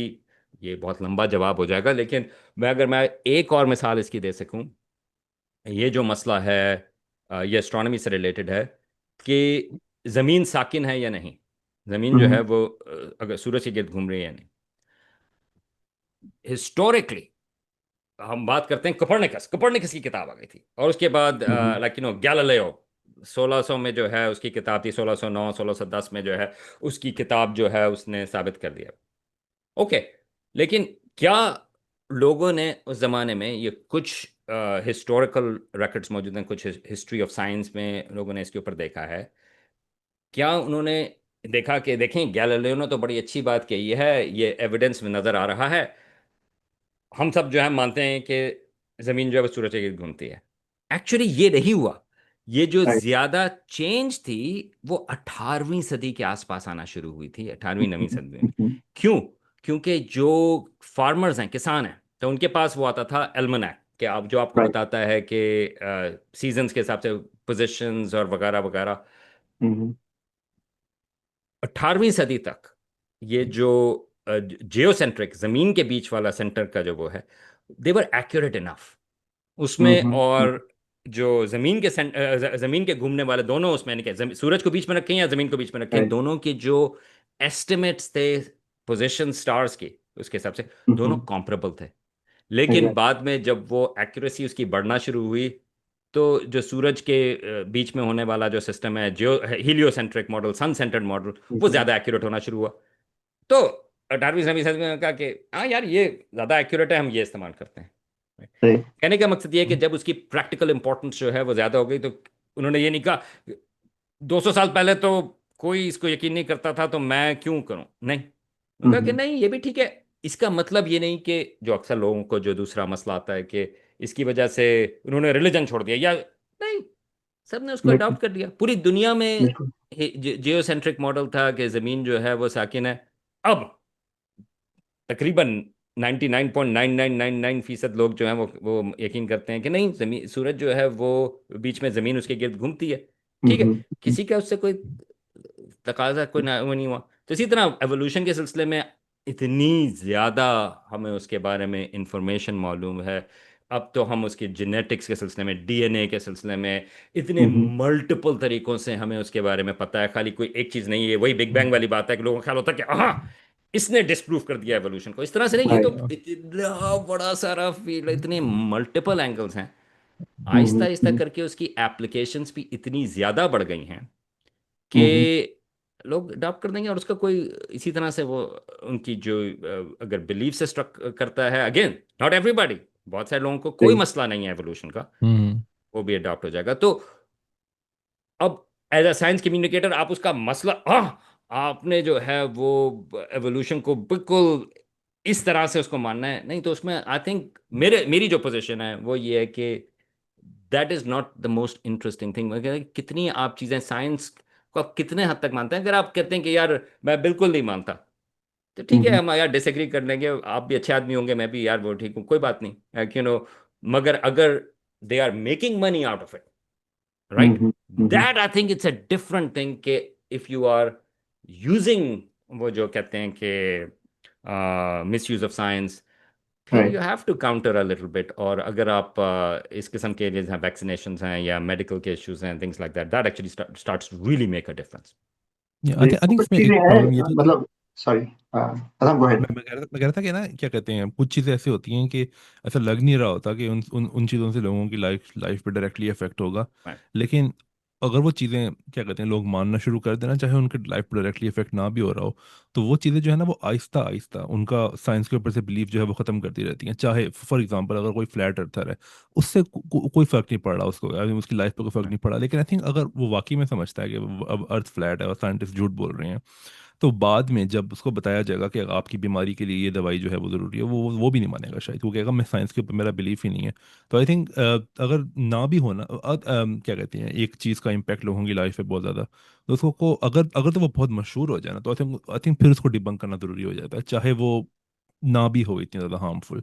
अब फॉर एग्जांपल अगर आप एक एक्सट्रीम ले लें कि अगर एंड्रयू वेकफील्ड उठ के कहता है कि वैक्सीन जो हैं वो ऑटिज्म कॉज करती हैं, तो हाँ उसको तो करना चाहिए डिबंक ऑफ कोर्स। लेकिन अगर कोई कहता है कि फ्लैट अर्थ अर्थ जो है वो फ्लैट है और वो बहुत ज़्यादा पॉपुलर हो जाता है, तो आई थिंक उसको भी करना चाहिए डिबंक, क्योंकि फिर लोग जो है ना वो या तो ये समझना शुरू कर देते हैं कि अच्छा साइंटिस्ट के पास शायद जवाब नहीं है, वो इसलिए बात नहीं कर रहे, ठीक है, या तो वो ये समझते हैं कि ये क्या कहते हैं ये जो बंदा बात कर रहा है, ये जो दूसरी बातें करेगा वो भी ठीक है, हो सकता है वो बाद में कोई ऐसी बात करते हैं जो कि ज़्यादा हार्मफुल हो, तो उसकी क्रेडिबिलिटी जो है वो ख़त्म करनी चाहिए ऐसे बंदों लोगों की। तो आई थिंक ये बस मैं कहना चाह रहा था। तो मैं इसके मैं आई मीन आई थिंक ये कॉम्प्लिकेटेड चीज़ है। I agree with you. या आई मीन और कि इसको आई मीन ऑब्वियसली अल्टीमेटली इसकी आई मीन सोसाइटी के लिए मेरा ख्याल है कि हमारी सोसाइटी जो है वो साइंस से लिंक्ड है। चाहे आपको साइंस पसंद है या नहीं है, हम डिपेंडेंट है साइंस के ऊपर, राइट। आपके पास चॉइस नहीं है कि आप साइंस से आप रिमूव हो जाए, there is just right. No way, right. Technology क्योंकि साइंस से बेस्ड होती है, मगर साइंस इटसेल्फ हर चीज़ के ऊपर आप। अब सवाल यह है कि इसको किस तरीके से इसको हैंडल करें। तो आपने कहा एंड्रयू वेकफील्ड जो वैक्सीन के सिलसिले में कॉम्प्लिकेटेड, वो ऑटिज्म के सिलसिले में, उसको तो बिल्कुल वो तो बहुत क्लियर चीज़ है। तो flat earth is an interesting thing, right. तो मैं इसकी थोड़ी सी सिमिलर किस्म की मैं मिसाल देता हूँ, प्रैक्टिकल मिसाल उसके हिसाब से। तो इंसान चांद पर गया या नहीं, right? ये एक या बहुत पॉपुलर है, बल्कि साइंस की दुनिया के ऊपर भी अक्सर जो है वो कोई राइट। कमेंट करता है। तो मैंने कुछ अर्सा पहले, 3 साल पहले, एक 3 पार्ट की एपिसोड बनाई थी इसके सिलसिले में। और सवाल ये था, तो ये एक उसी हिसाब से फ्लैट अर्थ की तरीके का चीज़ है कि किस तरह से उसको डील करें, राइट। तो मेरे लिए कम से कम जो अप्रोच थी, और ये फ्लैट अर्थ के सिलसिले में भी, that I would take a similar approach के साइंटिफिकली ये इतना इंटरेस्टिंग सवाल नहीं कि ज़मीन फ्लैट है या नहीं है। इसकी वजह यह है कि हजारों सालों से ये एक मिसनोमर है कि लोग जो हैं वो पहले फ्लैट अर्थ समझते थे, अब नहीं नहीं। एक्चुअली इंसान जो है वो पहले भी स्मार्ट थे, अब भी स्मार्ट हैं। वो आराम से देख सकते हैं कि यार ज़मीन जो है वो क्या कहते हैं, स्फेरिकल है। आप एक्लिप्स अगर देखना हो, आप उससे भी देख सकते हैं कि ज़मीन का शेडो जो है वो चांद के ऊपर किस तरह से आता है। लोगों को पता था ये। फ्लैट अर्थ वाली बात कभी भी या इंसानियत में जनरली वो मौजूद नहीं थी, राइट। आई एग्री। तो फिर सवाल होता है, तो फिर फ्लैट अर्थ की क्यों बात कर रहे हैं? तो वो फिर थोड़ा सा हिस्टोरिकल और सोशियोलॉजिकल लेंस आ जाता है कि राइट। लोगों को अगेन कॉन्टेक्स्ट देते हैं। तो मैंने जब ये 3 वीडियोस बनाई थी कि लोग क्यों ये बात करते हैं कि हम चांद पर नहीं गए, तो उसमें मेन चीज़ ये थी कि ये इस तरह से बात करनी कि मैं आपको बताता हूँ कि आ, सारा वीडियो जो है वो खाली इस चीज़ के एविडेंस के ऊपर साबित करने की बात हो कि हम चांद पर गए थे। वो चीज़ काम नहीं कर सकती। इसकी वजह यह है कि हमारा जो फ्रेम है वो गलत है। वो फ्रेम का मतलब ये है कि जो हमारी बातचीत हो रही है, जिस तरह से साइंस पे काम करती है, वो ये होती है कि अगर आप कोई रेवोल्यूशनरी क्लेम या अनऑर्थोडॉक्स क्लेम करते हैं और बाकी स्टैब्लिश्ड क्लेम जो है वो दूसरी तरफ है, तो अगर आप कोई अजीब सी बात करते हैं तो जो बर्डन है प्रूफ का वो राइट। आपके पास है, राइट। आपका not the other right. Way around. आप कहें कि नहीं नहीं नहीं, क्योंकि ये कैसे इस्तेमाल होगा? ठीक है, आपने बता दिया कि यार फ्लैग किस तरह से मूव कर रहा है, आपने फ्लैग बता दिया, अच्छा लेकिन अब ये क्यों है, राइट। तो ये आप अदरवाइज जो है वो वैका मोल वाली स्ट्रेटेजी हो जाती है कि उसमें तो फिर हमेशा राइट। से यही चीज होगी। तो मैंने तो मेंशन किया कि देखें, सितारों वाली बात जो है कि सितारे जो हैं वो नजर नहीं आ रहे नासा की तस्वीर में, हाँ। तस्वीर में नजर नहीं आ इसका राइट। मतलब ये है कि वो जो है वो स्टूडियो में हुआ था। अच्छा। अब तो जब मैंने वीडियो बनाई थी तो उसमें 2 चीजें थी। एक तो ये थी कि हाँ, क्यों नहीं नजर आ रहे? क्योंकि एक्सपोजर का मसला होता है। आप जमीन के ऊपर तस्वीरें खींचें तो आपको सितारे नजर नहीं आते, तो ये तो खाली एक्सपोजर की बात है। तो ये तो एक साइंटिफिक बात है, मेंशन इट। मगर ये मेन चीज नहीं है। मेन चीज ये है कि अगर आप ऑल्टरनेटिव लें कि ठीक है हम चांद पर नहीं गए, लेट्स फिगर आउट कि हम चांद पर नहीं गए, और फिर आप सोचें कि इतना बड़ा होक्स जिसमें 40,000 लोग से ज्यादा या 4 लाख लोग जो हैं जो नासा के लिए काम कर रहे थे वो उसमें शामिल हैं। ठीक है, सबको नहीं पता। आपने लैंडिंग भी करवा दी वहां पे स्टूडियो के अंदर, ठीक है, आपने ये सारा कुछ कह दिया। हैरत की बात है कि इतने सारे लोग इन्वॉल्व हैं, इतना बड़ा क्या कहते हैं होक्स आप कर रहे हैं, और किसी ने ये बात नहीं नोट की कि यार ये हम चांद के ऊपर कर रहे हैं, यहाँ पे सितारे नहीं होने चाहिए। वो कहेंगे यार वहां पे जाके मैं जो हूँ वो जो सुपरमार्केट में जो है वो ग्लो इन द डार्क सितारे मिलते हैं, आप लगा दें ऊपर, राइट। क्या ये ज्यादा हैरानकुन चीज नहीं कि इतना बड़ा होक्स हुआ और वो सितारे किसी ने नोट नहीं किया कि सितारे नहीं है, राइट। या वो झंडा हिल रहा है या राइट। झंडा के किसी ने वहां से दरवाजा यस। खोल दिया था तो झंडा हिल गया। तो राइट। बात इस चीज की नहीं कि, तो I don't even take that seriously कि हम गए या नहीं गए, मगर फिर ये एक दिलचस्पी के सवाल बन जाते हैं कि अगर आप कहेंगे अच्छा ठीक है नहीं गए, तो फिर क्या चीज हमें यकीन करना पड़ेंगे, किस किस्म की चीजें यकीन करनी पड़ेंगी उसके लिए, रादर देन कि हम चांद पर गए थे और हमारी एक्सप्लेनेशंस मौजूद हैं। तो ये एक लिहाज से पैरेलल वो हो जाता है। दूसरी चीज ये है कि ये चांद के सिलसिले में कि ठीक है हम चांद पर नहीं गए, उन्होंने फेंक किया, फिर भाई अपोलो 12 क्यों हुआ? अभी उन्होंने इतनी मुश्किल से जो है वो अपोलो 11 को उन्होंने फेंक किया, 4 लाख लोगों को उन्होंने फूल किया, फिर उन्होंने अपोलो 12 भी भेजा। अपोलो 13 पे उन्होंने और एक और नई कॉम्प्लिकेशन डाल दी कि वो ऑर्बिट में। फिर उन्होंने कहा कि अच्छा नहीं, हम अपोलो 14 भी भेजेंगे, 15 भी भेजेंगे, 16 भी भेजेंगे और 17 भी भेजेंगे। भाई अगर आप फेक कर रहे थे आप एक कर दें, राइट। तो क्या ये क्या चीज़ ज़्यादा लाइकली है कि हम वाकई चांद पर गए थे, क्योंकि उसके लिए तो और बहुत सारी चीज़ें मौजूद हैं, ना कि हम बाद में एक फेक करने के बाद हमने 2 किए, 3 किए, 4। और फिर साथ में आखिरी चीज़ जो है, जो मेरा ख्याल है इस किस्म की चीज़ों को काउंटर करने में बहुत अहम है, वो क्यूरियोसिटी, जुस्तजू। तो चांद के लिए जो है, जिस तरह हम बात करते हैं कि चांद पर हम गए, वहां पे जो मेरे लिहाज से दो इंटरेस्टिंग चीजें हैं। एक तो ये है कि वहां पर रेडार जो रिफ्लेक्ट होते हैं वो वहां पर उन्होंने डाला, तो उससे हमें बड़ा एग्जैक्टली पता चलता है कि चांद जो है वो हमसे दूर होता जा रहा है थोड़ा थोड़ा थोड़ा। दैट्स फैसिनेटिंग, क्योंकि उसका ताल्लुक जो है वो ये है कि चांद जो है जिस तरह से बना था 4 अरब साल पहले, वो हमसे बहुत करीब होता था, और आहिस्ता आहिस्ता करके, ये साइंस का भी कमाल है, कंजर्वेशन ऑफ एंगुलर मोमेंटम, वो दूर होता चला जा रहा है। तो ये एक इंटरेस्टिंग चीज़ है कि वो पहले जो है वो बहुत करीब था, राइट। हमें किस तरह से पता है? क्योंकि ये जो रेडार उन्होंने डाला उसकी वजह से हम बड़ा स्पेसिफिक वो कर सकते हैं, उसकी तस्वीरें भी मौजूद हैं वगैरह। और दूसरी चीज़ मेरे वैसे लिहाज से, एक छोटी सी बात, यहाँ, ये जो चांद दूर होता जा रहा है, क्या इसका मतलब ये है कि जो चांद का जो पीरियड है ऑर्बिट का वो बढ़ जाएगा इन द फ्यूचर? हाँ, यस, यस, यस, वो पहले कम था। Interesting. That's exactly right. I mean this is, और जमीन का जो दिन है पहले या वो जो है वो बहुत छोटे थे, वो 5 घंटे का था। और उसका ताल्लुक जो है वो चांद से ही है। चांद की जो हम्म। एनर्जी की कंजर्वेशन है, तो हमारी दुनिया की रोटेशन हल्की होती जा रही है और चांद जो है वो हमसे थोड़ा दूर होता जा रहा है। तो इंटरेक्शंस की बात है सिस्टम की। ऐसे। और दूसरी चीज़ जो बड़ी अहम है, जो मेरा ख्याल है कि फैसिनेटिंग है, वो ये है कि जो वहाँ पर एस्ट्रोनॉट्स गए थे, तो वो हम यार, आप साइंस की दुनिया ज़रा मुतज़िब किस्म का वो चैनल है, लेकिन वो डाइपर्स पहनते थे वहाँ पे। तो वहाँ पे ये जो गए थे, तो जितने भी रहे, उसके बाद उन्होंने डाइपर्स के बैग्स जो हैं वो वहाँ पर छोड़ दिए। तो आई थिंक 92 बैग्स हैं जो चांद के ऊपर मौजूद हैं। अच्छा, ये एक अलग सवाल है कि वहाँ पे ये अच्छी बात नहीं कि वहाँ पे हम जो है हम्म। वो छोड़ के गए हैं। तरफ नहीं लेकिन छोड़ना। लेकिन ये 50 साल पहले की बात है, more than 50 years, right. Hmm, ये जबरदस्त किस्म का एस्ट्रोबायोलॉजी का एक्सपेरिमेंट है। इसकी वजह यह है कि हमारे जो गट हैं उसके अंदर इतने किस्म के माइक्रोब्स होते हैं, वो अब 50 साल से ऊपर तक जो है उनको सूरज की रेडिएशन और मुख्तलिफ चीज़ें जो हैं वो मिली हैं।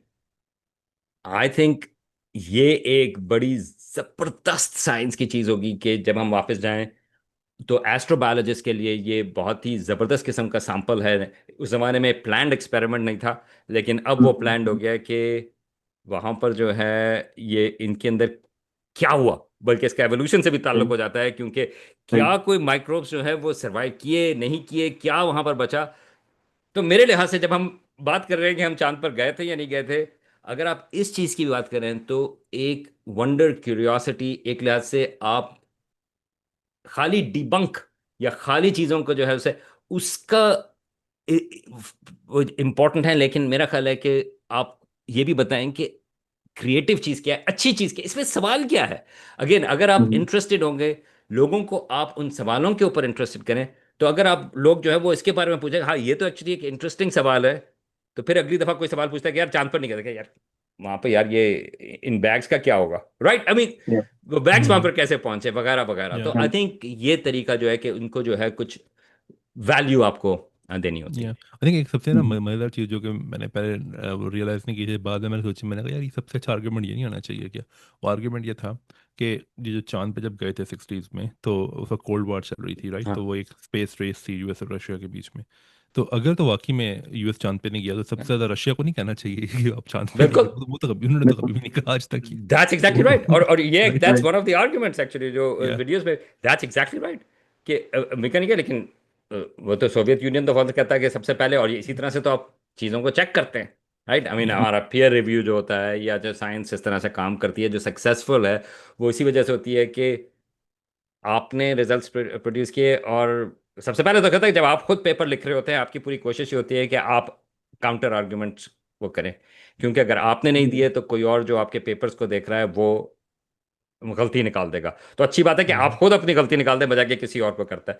तो हाँ साइंस तो जी। काम ही इसके ऊपर करती है, एंड एब्सोल्युटली राइट। कि अगर सोवियत यूनियन कहता है कि अच्छा वो मान गया, उन्होंने कहा कि अच्छा आपने पहुंच गया, तो हम तो बिल्कुल हाँ, आपकी हर बात पे हम यकीन करते हैं, ऐसे थोड़ी या होता है। अमीर, वो जो आप कह राइट। रहे थे कि 4,000 लोग इन्वॉल्व, 400 या पता नहीं, चार 4,000 दिया लाख आपने, चार चार lakh lakh four sorry hundred हाँ, चार थाउजेंड लाख या तो सबके बारे में आर्ग्यूमेंट लोग कर सकते हैं कि यार वो गवर्नमेंट से डरते हैं, अगर उन्होंने सच बोला तो वो उठा लेंगे, लेकिन रशिया को तो डरने की कोई ज़रूरत नहीं हाँ, है, राइट? बिल्कुल, अगर वो एब्सोल्युटली। सच बोलना चाहते हैं तो वो बोल देंगे। खैर, राइट। आप कुछ कहने लगे थे प्लीज साहब।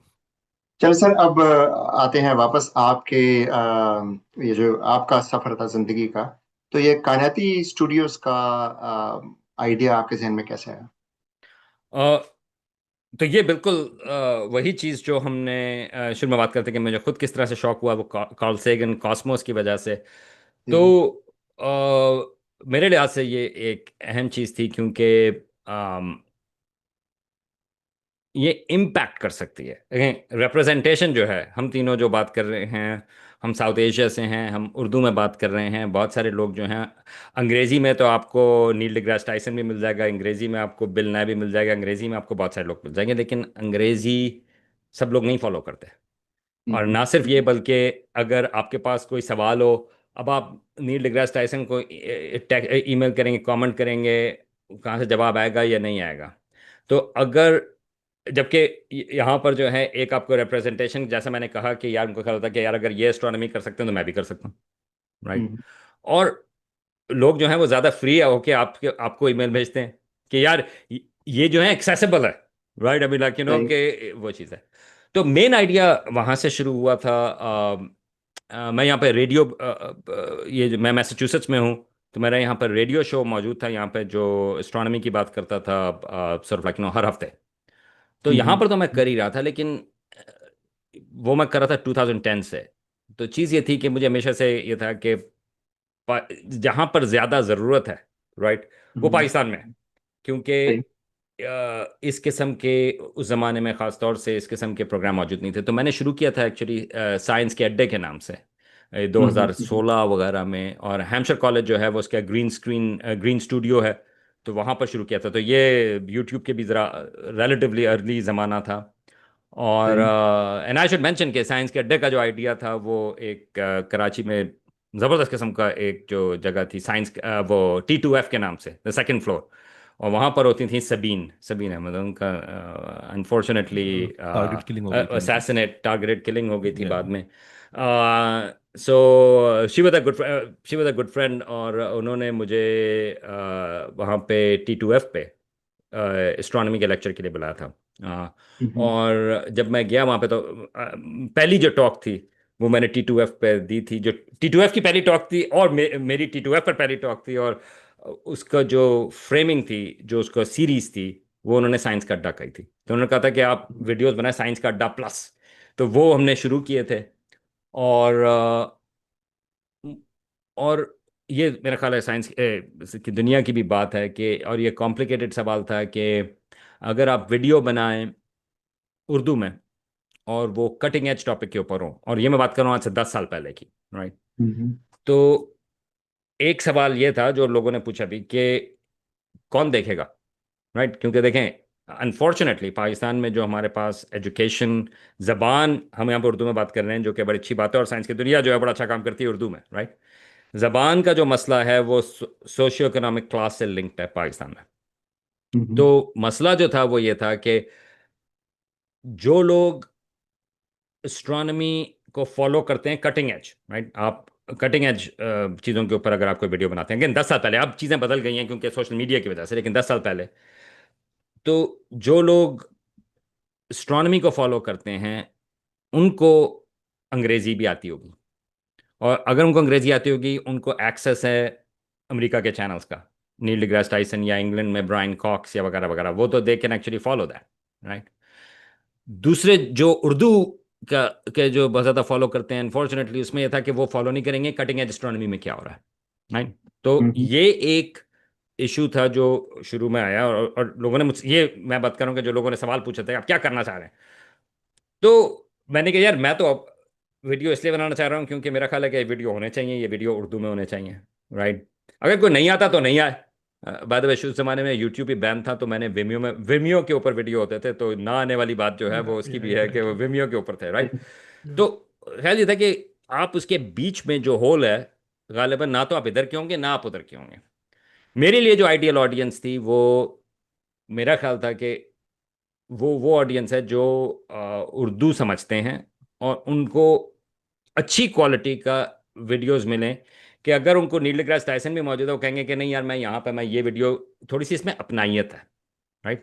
और एक्यूरेसी और स्टैंडर्ड वही है कंटेंट का जो कहीं और भी हो सकता है, राइट, खासतौर से साइंस कंटेंट।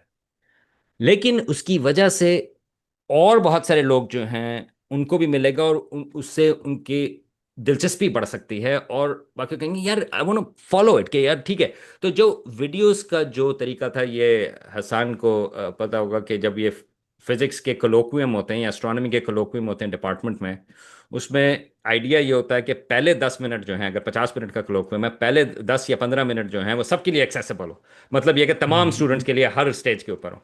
और फिर राइट। राइट। बीच के स्टूडेंट के लिए, और आखिरी 10 मिनट जो होते हैं वो होते हैं सिर्फ जो आपके फील्ड के लोग हों वो उनका वो करें, राइट। लेकिन आई मीन वो पहले कुछ लोग पंद्रह कहते मिनट हैं कुछ लोग हाँ। कहते हैं कि एक चौथा पार्ट भी होता है, वो चौथा पार्ट होता है जो कि सिर्फ स्पीकर को समझ आता है, और पांचवा पार्ट वो जो स्पीकर को भी समझ नहीं आता। ये भी कहते हैं लोग। वो भी। तो तो इन वीडियोस पे जो शुरू के साइंस के अड्डे के हिसाब से उसमें आइडिया ये था कि कुछ उससे बिल्कुल जनरल होना चाहिए, कि आपको कुछ ज्यादा नहीं पता, you get something out of it, like हर बंदा जो कोई। तो वो, और उसके उसके बाद जो है इट अपियर्ड के लोग जो हैं वो फॉलो कर रहे हैं, फिर मैंने उसको यूट्यूब के ऊपर चेंज किया, और वहां से शुरू हुआ था। फिर पेंडेमिक के ज़माने में जो है टेक्नोलॉजी बढ़ गई कि आप ग्रीन स्क्रीन जो है वो आप लगा सकते हैं। तो इस वजह से कायनात स्टूडियो, वो एक नॉन प्रॉफिट ऑर्गेनाइजेशन है, तो हमने कहा कि इसको ज़रा थोड़ा फॉर्मलाइज करें। और तो इस हिसाब से एस्ट्रोनॉमी के वीडियोस बनाने शुरू किए, लेकिन आइडिया ये था कि ये सब लोगों के लिए, लाइक बच्चों के लिए भी बड़ों के लिए भी, एक वीडियो कायनाती गपशप के नाम से। हम्म, मगर पेंडेमिक में एक एक्चुअली बड़ा अच्छा काम था हुकूमत का उस वक्त, जो है वो अप्रैल में, तो पेंडेमिक जो है मार्च में रियली हिट हुआ था पाकिस्तान में थोड़ा पहले। लेकिन उन्होंने एक एजुकेशन जो चैनल है पाकिस्तान का, उसमें उन्होंने वीडियोस चलाने शुरू किए थे एजुकेशन के हिसाब से, क्योंकि स्कूल में बच्चे बच्चे जो है स्कूल नहीं जा रहे थे। आई थिंक हम टेली स्कूल की बात कर रहे हैं, राइट? हाँ, tele school, exactly, tele school yes. में। या हम्म, तो उन्होंने रिक्वेस्ट की वीडियोस की, मैंने कहा कि आप बिल्कुल आप चलाएं। और मगर मैंने कहा कि मगर ये बच्चों के लिए टारगेटेड नहीं है, तो क्या हम बच्चों के लिए टारगेटेड वीडियोस बनाएं, क्योंकि मुझे पता था कि एक हिसाब से अगर आपकी फ्रेमिंग फर्क होती है, आप बच्चों के लिए बना रहे हैं या बड़ों के लिए बना रहे हैं, राइट। right, right, तो उन्होंने कहा बिल्कुल आप बनाएं। तो हमें इंटरनेशनल एस्ट्रोनॉमिकल यूनियन की तरफ से भी ग्रांट मिल गई थी कि इस किस्म की वीडियोस बनाने की। तो हमने कहा कि ठीक है, हम उर्दू में बच्चों के लिए वीडियो बनाते हैं, जो हमने बनाने शुरू किए। रोशान बुखारी उसमें उन्होंने लीड की, वो होस्ट भी कर रहे थे। और लाला रुख हैं जो साइंस फ्यूज चलाती हैं, उन्होंने को होस्ट किए। और एनिमेटेड कैरेक्टर्स, ये हमारे पाकिस्तान में एक एनिमेटर है मरिया खान, वो पाकिस्तानी लुक, क्योंकि अगेन हमारा चीज़ ये है कि मिसालें पाकिस्तानी हों, आर्ट पाकिस्तानी हो, बातें हम्म, पाकिस्तानी स्टाइल में हो, उससे वो चीज़ें रेजोनेट करती हैं। आपके right, बच्चों के वीडियो हो सकते हैं जो अमेरिका में बने या ऑस्ट्रेलिया में बने या इंग्लैंड में बने, फाइन, ठीक है, लेकिन उससे आपका अपनायत नहीं है, राइट। तो हम्म, वो फिर हमने बच्चों के बनाने शुरू किए। तो अब 4 साल के बाद हमारे पास बड़ों उर्दू का चैनल है, कायनात उर्दू, जो कि हिंदी, ऑब्वियसली हिंदी जो है स्पोकन उसमें वो आती है। हम्म, और बच्चों के लिए हमारा कायनात किड्स है, जो उर्दू का चैनल है। बल्कि हमारी जो को होस्ट हैं अब रोशान के साथ, वो रश्मि हैं इंडिया से, क्योंकि हमारा ख्याल है कि एस्ट्रोनॉमी जो है वो बड़े स्केल के ऊपर बात करते हैं, ज़रा हमारे अपने right, मसले मसाइल जो भी हों। तो इसमें जो एक सवाल, जब आप एक्सपेंशन की बात कर रहे हैं, वो इस चीज़ की है कि हमारा जहाँ तक ख्याल है कि पाकिस्तान और बहुत सारे मुल्क, इंडिया, बांग्लादेश, क्या कहते हैं, केनिया वगैरह वगैरह, ग्लोबल साउथ में ये जो इस किस्म की हाई क्वालिटी साइंस कंटेंट की ज़रूरत है, वो हम ग्लोबल साउथ के मसले मसाइल, ग्लोबल साउथ का इशू है।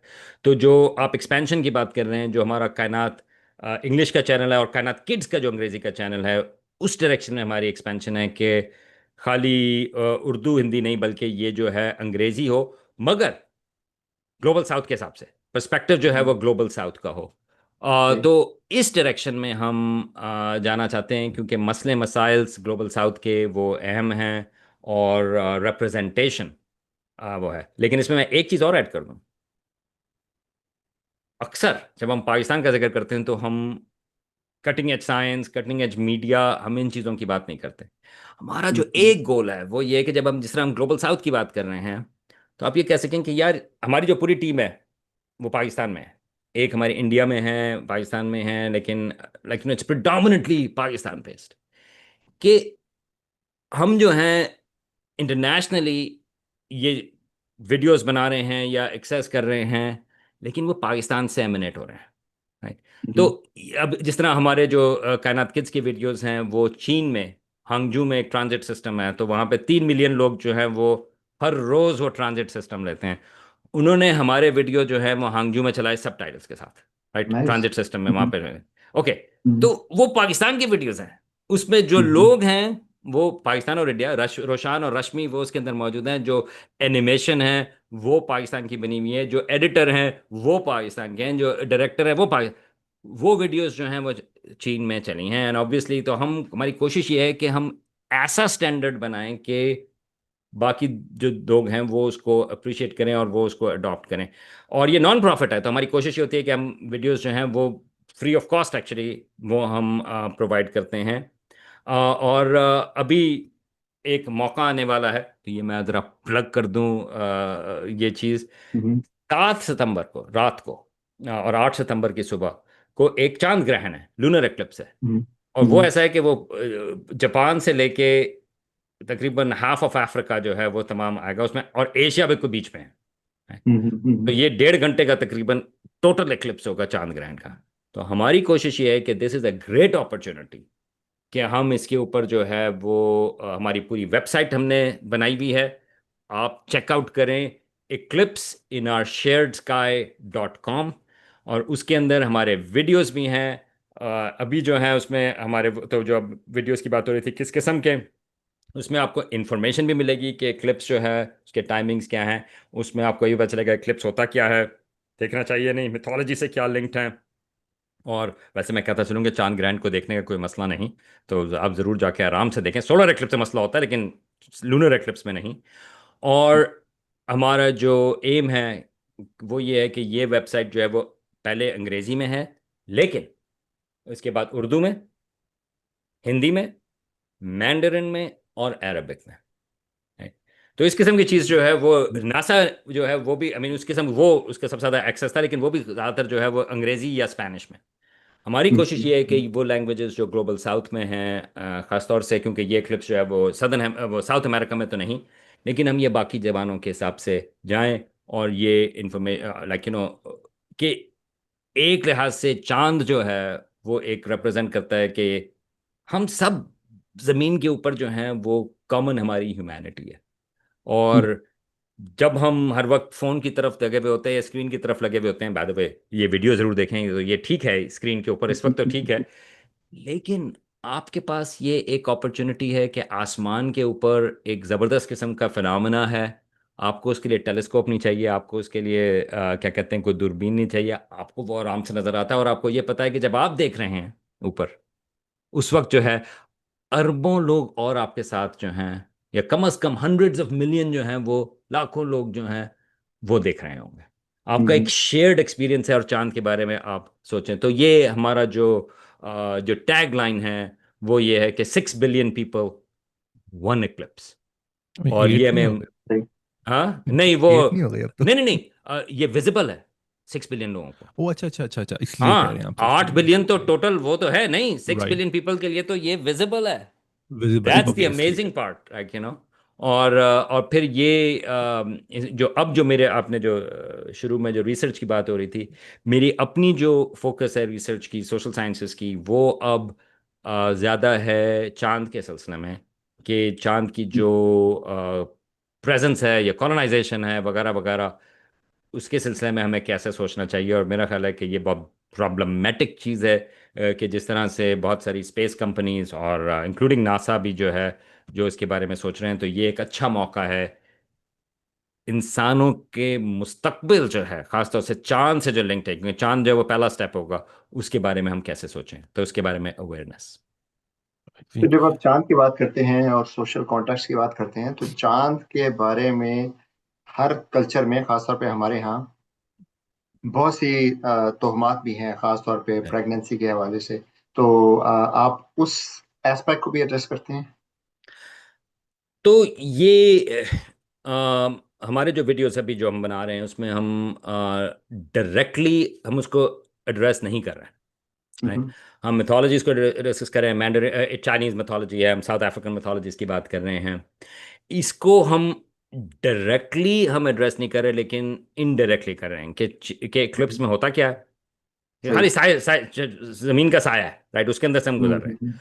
और कि उसको देखने से कोई फर्क नहीं पड़ता। इसी तरह से आप फुल मून को देखते हैं, आप खाली इसमें जो है वो आप क्या कहते हैं फुल मून जो साय के अंदर है उसको देख रहे हैं। लेकिन सही। अगेन जो वंडर और क्यूरियोसिटी वाली चीज़ है कि अगर वो चांद जो है वो साय में है तो हमें नज़र क्यों आ रहा है और लाल सा क्यों नज़र आ रहा है। वेल उसकी वजह यह है कि वो जो सूरज की रोशनी है वो हमारे जो एटमॉस्फेयर है ज़मीन का, वो उसके अंदर से गुजरती हुई जा रही है। तो एक लिहाज से लाल रोशनी जो है वो ज़्यादा बेंड होती है, राइट। राइट। कम बेंड होती है एक्चुअली। तो इस वजह से हमें वो लाल रोशनी नजर आती है, नीली रोशनी जो है वो बाहर की तरफ ज़्यादा बेंड हो जाती है। उसी तरह जिस तरह से सनसेट के वक्त होता है। तो आप एक लिहाज राइट। से ज़मीन के तमाम सनसेट्स देख रहे हैं। अच्छा, अब ये एक्सप्लिसिटली उन चीज़ों को डील नहीं कर रहा कि क्या कहते हैं इसे, प्रेगनेंसी का क्या वो है। लेकिन ये आपको एक लिहाज से ये बताता है कि इक्लिप्स में हो क्या रहा है। अब कुछ लोग जो हैं, या ज़्यादा लोग, आई मीन वट एवर, लेकिन अगर कोई कहता है कि इसमें तो ये होता है, लेकिन लेकिन प्रोसेस जो है वो तो खाली साय का है, क्या इससे लिंक हो सकता है या नहीं। तो ये एक तरीका है कि परहैप्स कि थोड़ा सा ये जो है वो डिस्कस करें, लेकिन हम एंटेगनाइज ना करें लोगों को, क्योंकि इसका जो ताल्लुक होता है बहुत से लोगों के बिलीफ से होता है। राइट। तो अगर हम डायरेक्टली कहेंगे नहीं आपकी बिलीव्स गलत है, वो एक, मेरा जहाँ तक ख्याल है कि वो एक थोड़ा सा it can turn people of. Right. मगर अगर हम ये कहें कि देखें ठीक है आप वो है, लेकिन इजंट इट इंटरेस्टिंग कि हो क्या रहा है। आई थिंक ये उसी से ताल्लुक है जिस तरह हम पहले बात कर रहे थे लूनर लैंडिंग की, या इवन एवोल्यूशन की, like and things like that, के इजंट इट इंटरेस्टिंग। तो मेरी अप्रोच अगेन, वो इस सिलसिले में हमारी अप्रोच इसी सिलसिले में है, इसी तरह की है। लेकिन मेरा ख्याल है और चीज़ों की भी ज़रूरत है। तो ये तो मैं खाली आपको अपनी अप्रोच बता रहा हूँ। I mean I can imagine के इस के there are other answers as well. Right. अच्छा, यहाँ पे मैं छोटा सा क्वेश्चन है। आप ये आपने थोड़ी देर पहले कहा था कि आपको थोड़ी सी प्रॉब्लम हुई थी जब आपने उर्दू में वीडियोस बनानी शुरू की थी, क्योंकि आपको पता था कि जो लोग फॉलो कर पाएंगे वो इंग्लिश आती है, और जो लोग जिनको इंग्लिश नहीं आती वो शायद फॉलो भी ना कर पाए। तो आपकी डॉक्टर प्रफुल्ल भाई से बात हुई होगी कई दफ़ा, तो उन्होंने जब 1980s में अब रास्ते इल्म के बनाए थे, तो क्या उनको भी ये प्रॉब्लम हुई थी? आपने कभी डिस्कस किया उनसे ये? नहीं, मगर आई एक्चुअली थिंक कि उस वक्त ज़माने में कॉन्टेक्स्ट फर्क था। उस ज़माने में I think actually that was really good, okay. क्योंकि वो अगेन टीवी के ऊपर अगर आप हों और टीवी के ऊपर आपके पास एक दो चैनल्स हैं, that I think works. Right. और दैट वाज मोर, जहाँ तक याद है, वो ज़्यादा डायरेक्ट साइंस के ऊपर था कि साइंस क्या है, कोर्स लाइक सिचुएशन। राइट। मैं जिस चीज़ की बात कर रहा हूँ कि आई मीन अगेन, अब तो क्योंकि इंटरनेट की वजह से, क्योंकि सोशल मीडिया की वजह से, अब बहुत सारे लोगों को पता है कि जेम्स वेब का क्या नया रिजल्ट आया है। right? 10 साल पहले it wasn't that common actually. Right. अगर आप किसी नए चले, मैं आपको एक और मिसाल देता हूँ। वो मेरी पाकिस्तानी एस्ट्रोनॉमर हैं, उनसे भी बात हुई थी न्यूट्रिनोज के बारे में। राइट। तो खाली बड़े रिजल्ट्स नहीं, मगर ओके, न्यूट्रिनोज का एक रिजल्ट भी आया था जो एक आइस क्यूब ऑब्जर्वेटरी है अंटार्कटिका में। वो वहाँ पे अच्छा, अब अगर आप न्यूट्रिनो एस्ट्रोनॉमी को के बारे में वीडियो बनाएं, राइट, ये वो ऐसा वीडियो नहीं है कि जेम्स वेब स्पेस टेलीस्कोप के रिजल्ट का।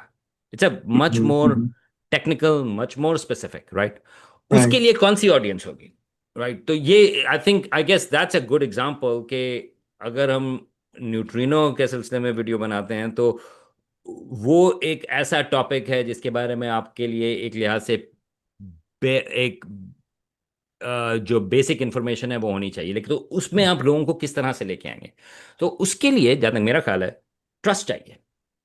हम्म। आपके पास एक रेगुलर ऑडियंस चाहिए, अगेन साइंस की दुनिया की जिस तरह से रेगुलर ऑडियंस है, क्योंकि उसमें और शुरू में मैं ये भी कहता चलूँ कि जब मैंने वीडियोस बनाने शुरू किए थे तो बहुत सारे लोग जो हैं वो मशकूक भी थे वैसे। आप जो हैं, आपका मकसद क्या है? अगेन ये 2015-16 की बात है।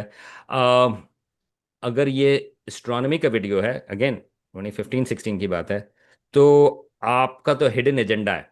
और वो मुझे दोनों तरफ से मिला था कि या तो ये मिला कि आप जो हैं वो या तो एथियज्म को फैलाना चाह रहे हैं, एक तो ये था।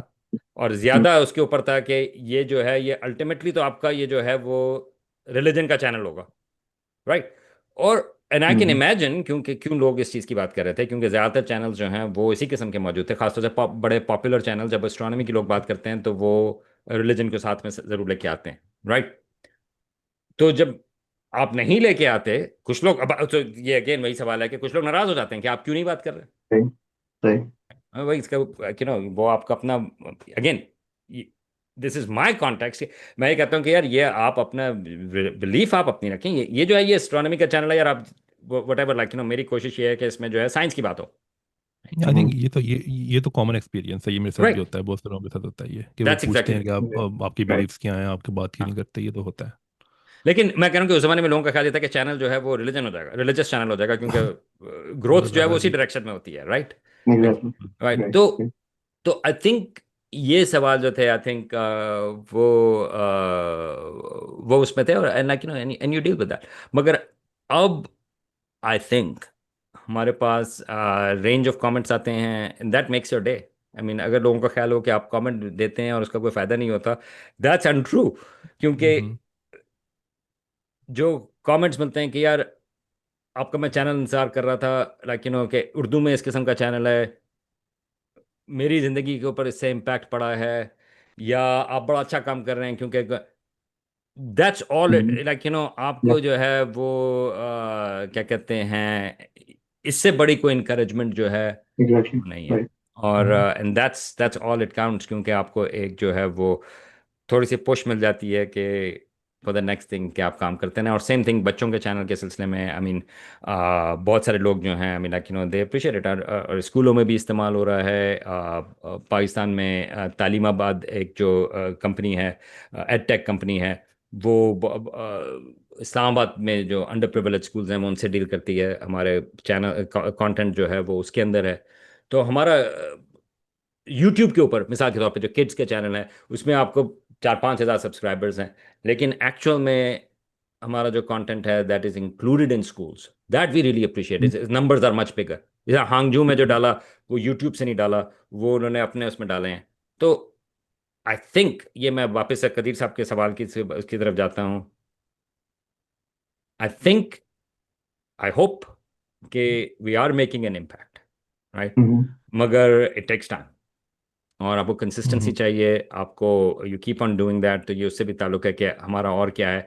एंड मगर scientific accuracy, I will just come back to it over and over again. I would say दो चीज़ें, क्यूरियोसिटी, ये हमारी सेंट्रल चीज़ है कि जुस्तजू जो है वो आपकी एक इम्पॉर्टेंट चीज़ है, और दूसरी चीज़ ये है कि साइंटिफिक एक्यूरेसी, क्योंकि जहाँ पर प्रॉब्लम आती है वीडियोस की, खासतौर से in the global south, I mean I would से, वो साइंटिफिक कंटेंट जब वो एग्जैजरेट करना शुरू हो जाते हैं या इनएक्यूरेट होता है, वी आर ट्राइंग के उस चीज़ को हम मेंटेन करके रखें एट द हाईएस्ट लेवल।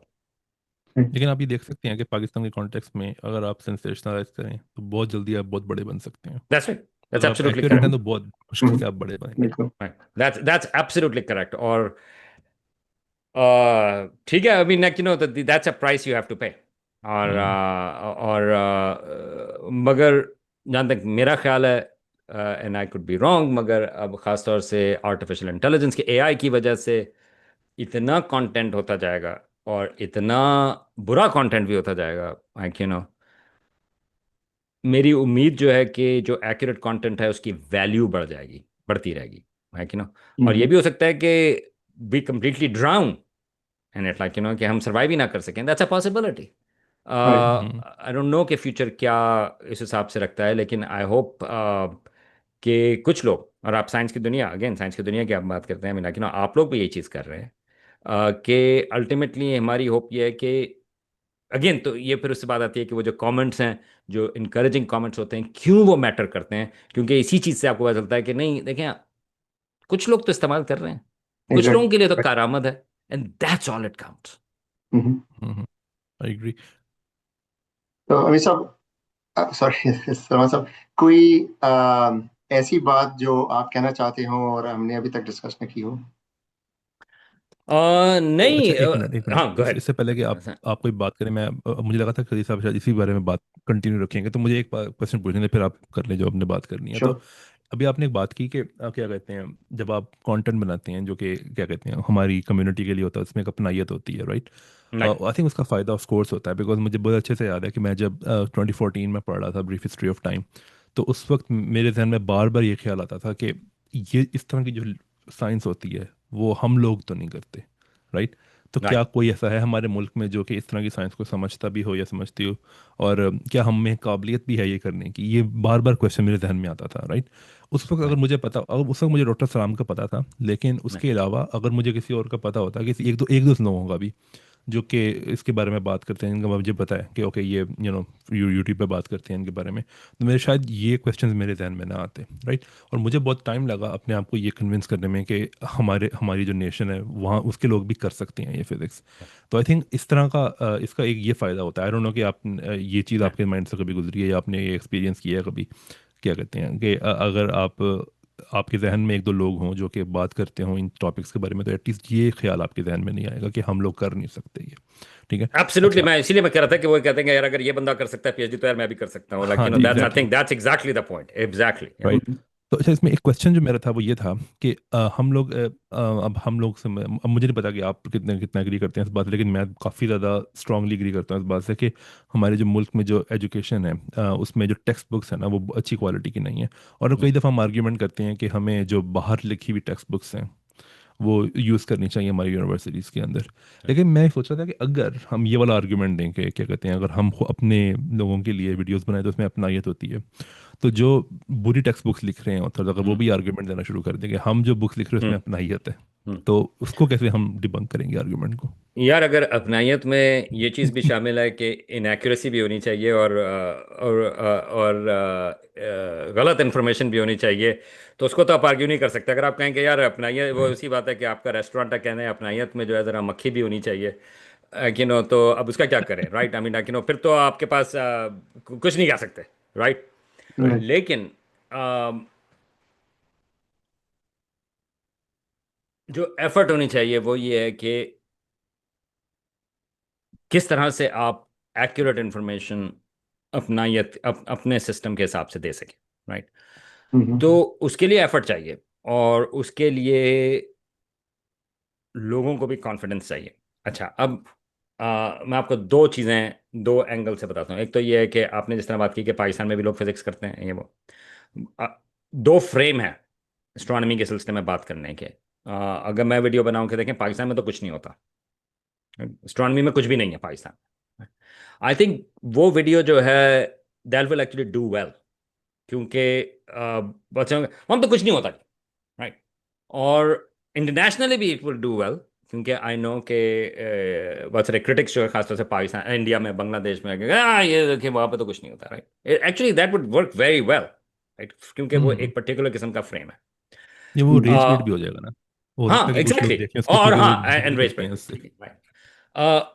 मगर जहाँ तक मेरा ख्याल है कि reality is more complex and और इट्स मोर इंटरेस्टिंग, राइट? और वो ये है कि मेरा ख्याल है कि इट्स एक्चुअली अमेजिंग कि अगेन मैं ये नहीं कहना चाह रहा कि पाकिस्तान एस्ट्रोनॉमी में जो है वो लीडिंग नेशन है, नहीं, दैट्स नॉट ट्रू। अब don't make stuff up, right?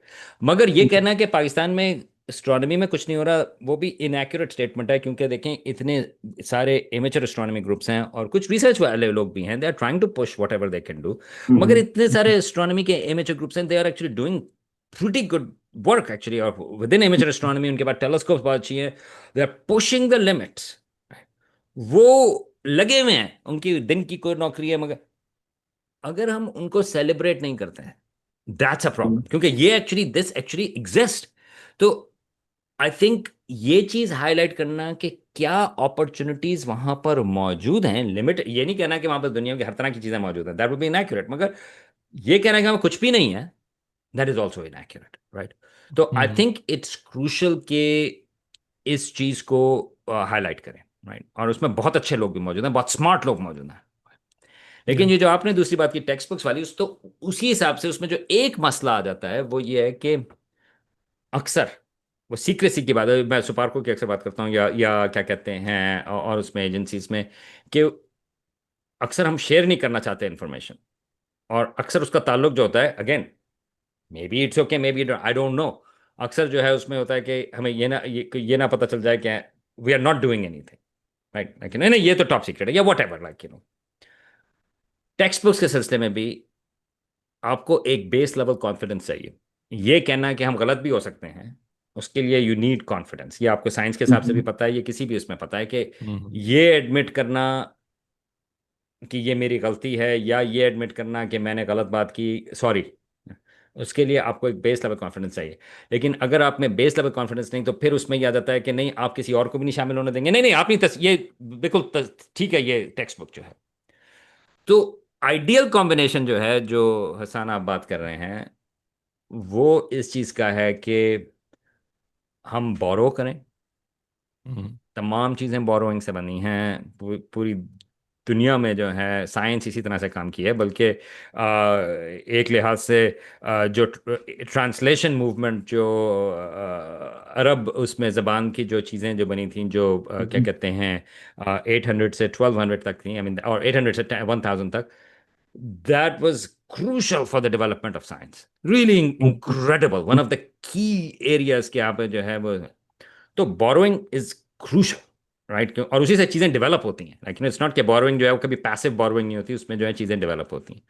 तो बजाय कि हम टेक्स्ट बुक्स को खाली हम उनको जो है हमने उर्दू में कर दिया, नहीं, उसको जब आप ट्रांसलेट कर रहे हैं तो लाइक हाउ डू यू, उसमें आप एग्जांपल्स किस तरह से करें। तो उसमें छोटी सी मिसाल मैं दूंगा कि जिस तरह हम एस्ट्रोनॉमी में बात करते हैं कि न्यूट्रॉन स्टार, लाइक वो एक हम्म। 10 मील जितना जो है वो ऑब्जेक्ट होता है, 10 किलोमीटर जितना।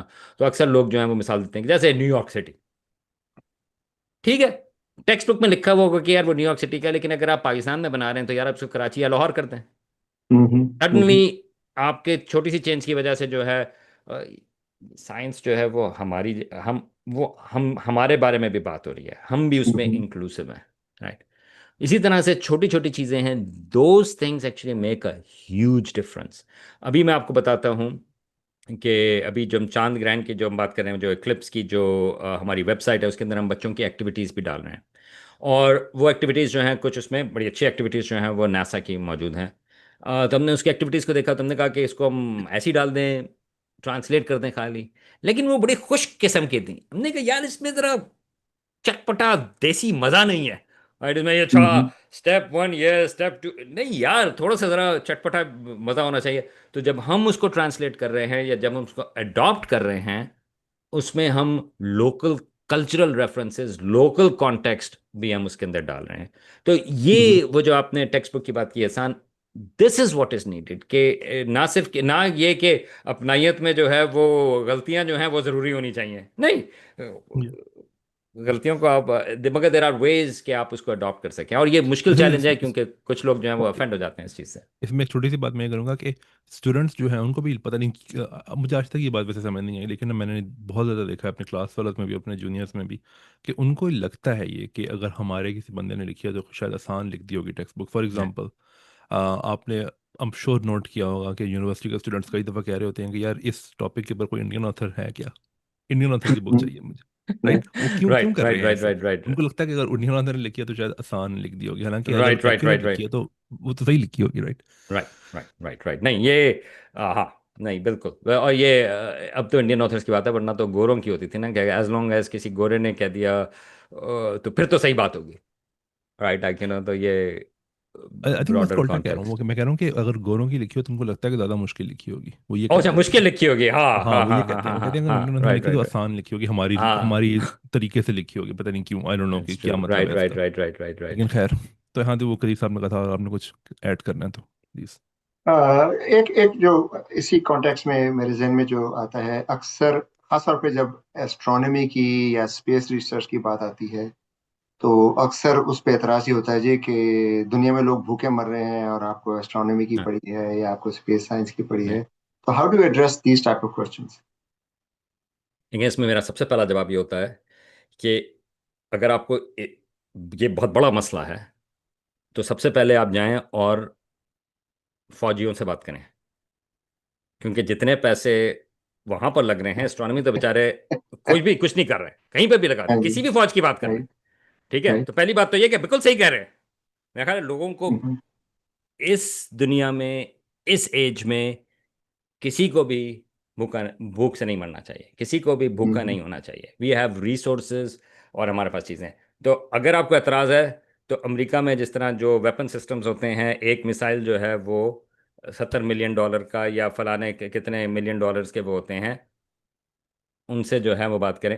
बेचारे एस्ट्रोनॉमी के क्या है, वो तो थोड़े से जो है उनकी एक टेलीस्कोप आ गई, 10 साल लगते हैं एक टेलीस्कोप बनाने में, उसका जो है उसके पैसों के कोई कंपैरिजन ही नहीं है। तो ये तो पहला जवाब है, राइट? क्योंकि वो चीज़। और दूसरी चीज़ ये है कि जुस्तजू जो है, क्यूरियोसिटी जो है, वो एक फंडामेंटल ह्यूमन क्वालिटी है।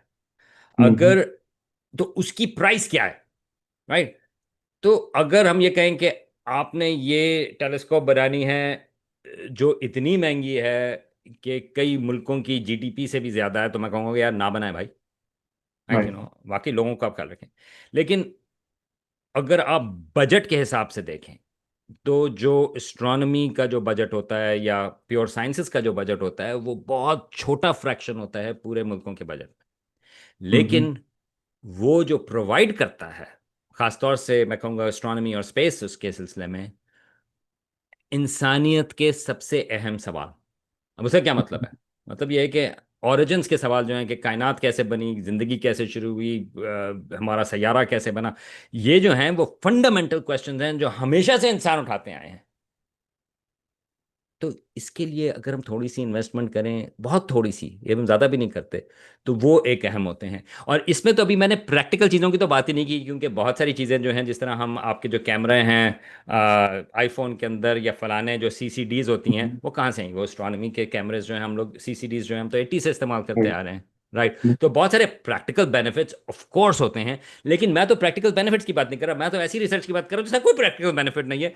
मेरा हम्म। ख्याल है कि वो इंसानियत के लिए वो अहमियत रखते हैं, क्योंकि अगर हम इस किस्म के सवाल नहीं उठा रहे, अगर हम कहें कि हम्म। ये तो इंसानियत जो है वो उसकी ज़रूरत ही नहीं है इस किस्म के सवालों की, तो फिर इंसानियत को बचाने का क्या फ़ायदा, राइट? आई मीन ये वो सवाल हम्म। आता है कि यही चीज़ तो है जो हमें इंसान बनाती है। इसी वजह से तो जिस तरह हम जॉन ग्रैंट को देखें, तो अगर हम उसको समझ पाएं, क्या ज़बरदस्त चीज़ है कि यार ये क्यों होता है, राइट? तो हम्म। इसके प्रैक्टिकल चीज़ें भी आप उठा सकते हैं कि ताकि हमें अगर कोई मिसकंसेप्शंस हैं इस सिलसिले में, जैसा आपने कहा, उसको भी जवाब देता है कि नहीं, ये मिसकंसेप्शंस की बात नहीं है, तो खाली जो है वो ज़मीन के साए से गुजर रहा है, खाली उसकी बात है। राइट। सूरज को अगर आप समझने की कोशिश कर रहे हैं, तो आपको पता चलता है कि क्योंकि सोलर स्टॉर्म्स भी होते हैं, तो उसकी वजह से जो है हमारा अपना मौसम को भी इम्पैक्ट होता है, सैटेलाइट्स वगैरह को भी इम्पैक्ट होता है। तो हमें सूरज समझ अगर हमने सूरज समझना है, तो हमें और सितारे समझने की ज़रूरत है, क्योंकि हमारा हम्म। सूरज जो है वो एक सितारा है। तो फिर हमने देखना है कि क्यों उसमें मुख्तलिफ किस्म की चीज़ें होती हैं, तो हमें और सितारों को समझने की ज़रूरत है। अगर और सितारों के हम इंटीरियर की बात कर रहे हैं, तो हमें बड़े सितारे जो हमारे सूरज जैसे नहीं हैं उनको भी समझना ज़रूरत है, क्योंकि उसकी वजह से हमें पता चलता है कि हमारा सूरज उसमें किस तरह से आता है। और अगर हम सैयारों की बात कर रहे हैं, सितारों के गिर्द, तो हमें पता करना है कि उसमें एक्सोप्लैनेट्स किस तरह से होते हैं, हम उसमें हम्म। हमारा निज़ाम शमसी कैसा है। तो अगेन प्रैक्टिकल चीज़ें जो हैं वो तो ऑफ कोर्स उसमें आ जाती हैं। ख़ास तौर से जो मैं आपको एक मिसाल दूं कि जो बहुत बड़ा सवाल था एस्ट्रोनॉमी में, वो ये था कि मरीख जो है वहाँ पर क्यों ज़िंदगी नहीं, या वीनस जो है वहाँ पर क्यों इतना हम्म। थिक एटमॉस्फेयर है। ये प्योर एस्ट्रोनॉमी के सवाल थे, प्योर एस्ट्रोनॉमी के हम्म। 1960s में। लेकिन उन Yep. सवालों की वजह से अब हमें ये पता है कि हमारे जो अपनी ज़मीन के ऊपर जो क्लाइमेट चेंज का राइट। मसला है, जो हमारी अपनी ग्लोबल वार्मिंग का मसला है, वो हमें वीनस और मार्स के जो एटमॉस्फेयर्स हैं उनकी वजह से हमें पता चला। मार्स में ओजोन नहीं है, तो हमें पता चला कि हमारे ओजोन लेयर का क्या मसला है, और वीनस में जो है ग्रीन हाउस इफेक्ट ज़्यादा है। तो अगर हम 60s में ये कहते हैं कि यार ये तो इसका क्या फ़ायदा, इसको क्यों फंड करते हैं, तो बिल्कुल। आपको ये नहीं पता चलता कि हमारे अपना जो एटमॉस्फेयर है हमारे ज़मीन का, उसके ऊपर क्या हो रहा है। तो हम्म। मैं जी। जज्बाती हो देखो, मैं जाता हूँ लोगों इस इसमें को किस्म क्या की कहते बात। हैं। ये जब सवाल आता है साइंस की दुनिया पे, मैं अक्सर ये मिसाल देता हूँ कि जे थॉमसन ने तकरीबन 120 130 साल पहले इलेक्ट्रॉन राइट, सबसे पहले दरियाफ्त राइट। किया था, राइट? अब उसके बाद उसकी लेक्चर सीरीज थी, तो अक्सर लोग सवाल पूछते थे कि भाई इसका फायदा क्या है। तो कहता है इट्स जस्ट साइंटिफिक क्यूरियोसिटी, इसका कोई फायदा नहीं है, आई कैन नॉट इमेजिन कि इससे किसी को कोई फायदा होगा। 130 ईयर्स लेटर दुनिया की सारी इकोनॉमी जो राइट, इलेक्ट्रॉनिक्स पे चलती है। बिल्कुल अगर बिल्कुल। इलेक्ट्रॉन ना डिटेक्ट होता तो सारी की सारी जो इलेक्ट्रॉनिक्स पे जो आज इंडस्ट्री चल रही है, इकोनॉमी चल रही है, वो नहीं होती। तो हम्म। एब्सोल्युटली। जब आप रिसर्च करते हैं, बेसिक रिसर्च करते हैं, तो आप फोर्सी नहीं कर सकते, आपको ये खुद ये आप नहीं बता सकते कि मुस्तकबिल में इसका कोई फायदा होगा या नहीं होगा। लेकिन एक जो बुनियादी इल्म बढ़ता है इंसानियत का, उससे यकीनन बाद में फायदा होता है। तो बहरहाल आपका बहुत वक्त लिया, तकरीबन 1.5 घंटे से ज्यादा हो गया। तो बहुत शुक्रिया आपका। आपका जो काम है वो पाकिस्तान में जहाँ पे मैं जाऊँ, लोगों को पता है आप क्या कर रहे हैं, तो इट्स वेरी पॉपुलर। और इस सब के लिए आपका बहुत शुक्रिया। बहुत बहुत शुक्रिया मुझे यहाँ पे बुलाने का। और science, I mean big fan science की दुनिया का। आई मीन तो लोगों को और पता होना चाहिए, और मुझे भी जब मौका मिलता है मैं साइंस की दुनिया को ज़रूर प्लग करता हूँ। और बाकी लोग, अगर आप ये देख रहे हैं और आपको सब्सक्राइब करना है, आप कायनात उर्दू, कायनात अंग्रेजी, कायनात किड्स अंग्रेजी, हमारे पास तमाम चीज़ें मौजूद हैं। और चांद ग्रहण जो है 7 जी सितंबर को आने वाला है, होपफुली आप लोग जो हैं वो उसको भी ज्वाइन करेंगे। जी, हम ये जब वीडियो लगाएंगे तो ऑफ कोर्स आप भी वो देखेंगे साइंस की दुनिया पे। तो आप ये लिंक दे दीजिएगा उसमें, या मुझे भेज दीजिएगा, मैं फिर ये इनके लिंक्स जो हैं वो उसमें पोस्ट में डाल दूंगा। तो बहुत शुक्रिया सर, थैंक बहुत यू। बहुत शुक्रिया, बहुत थैंक यू। शुक्रिया।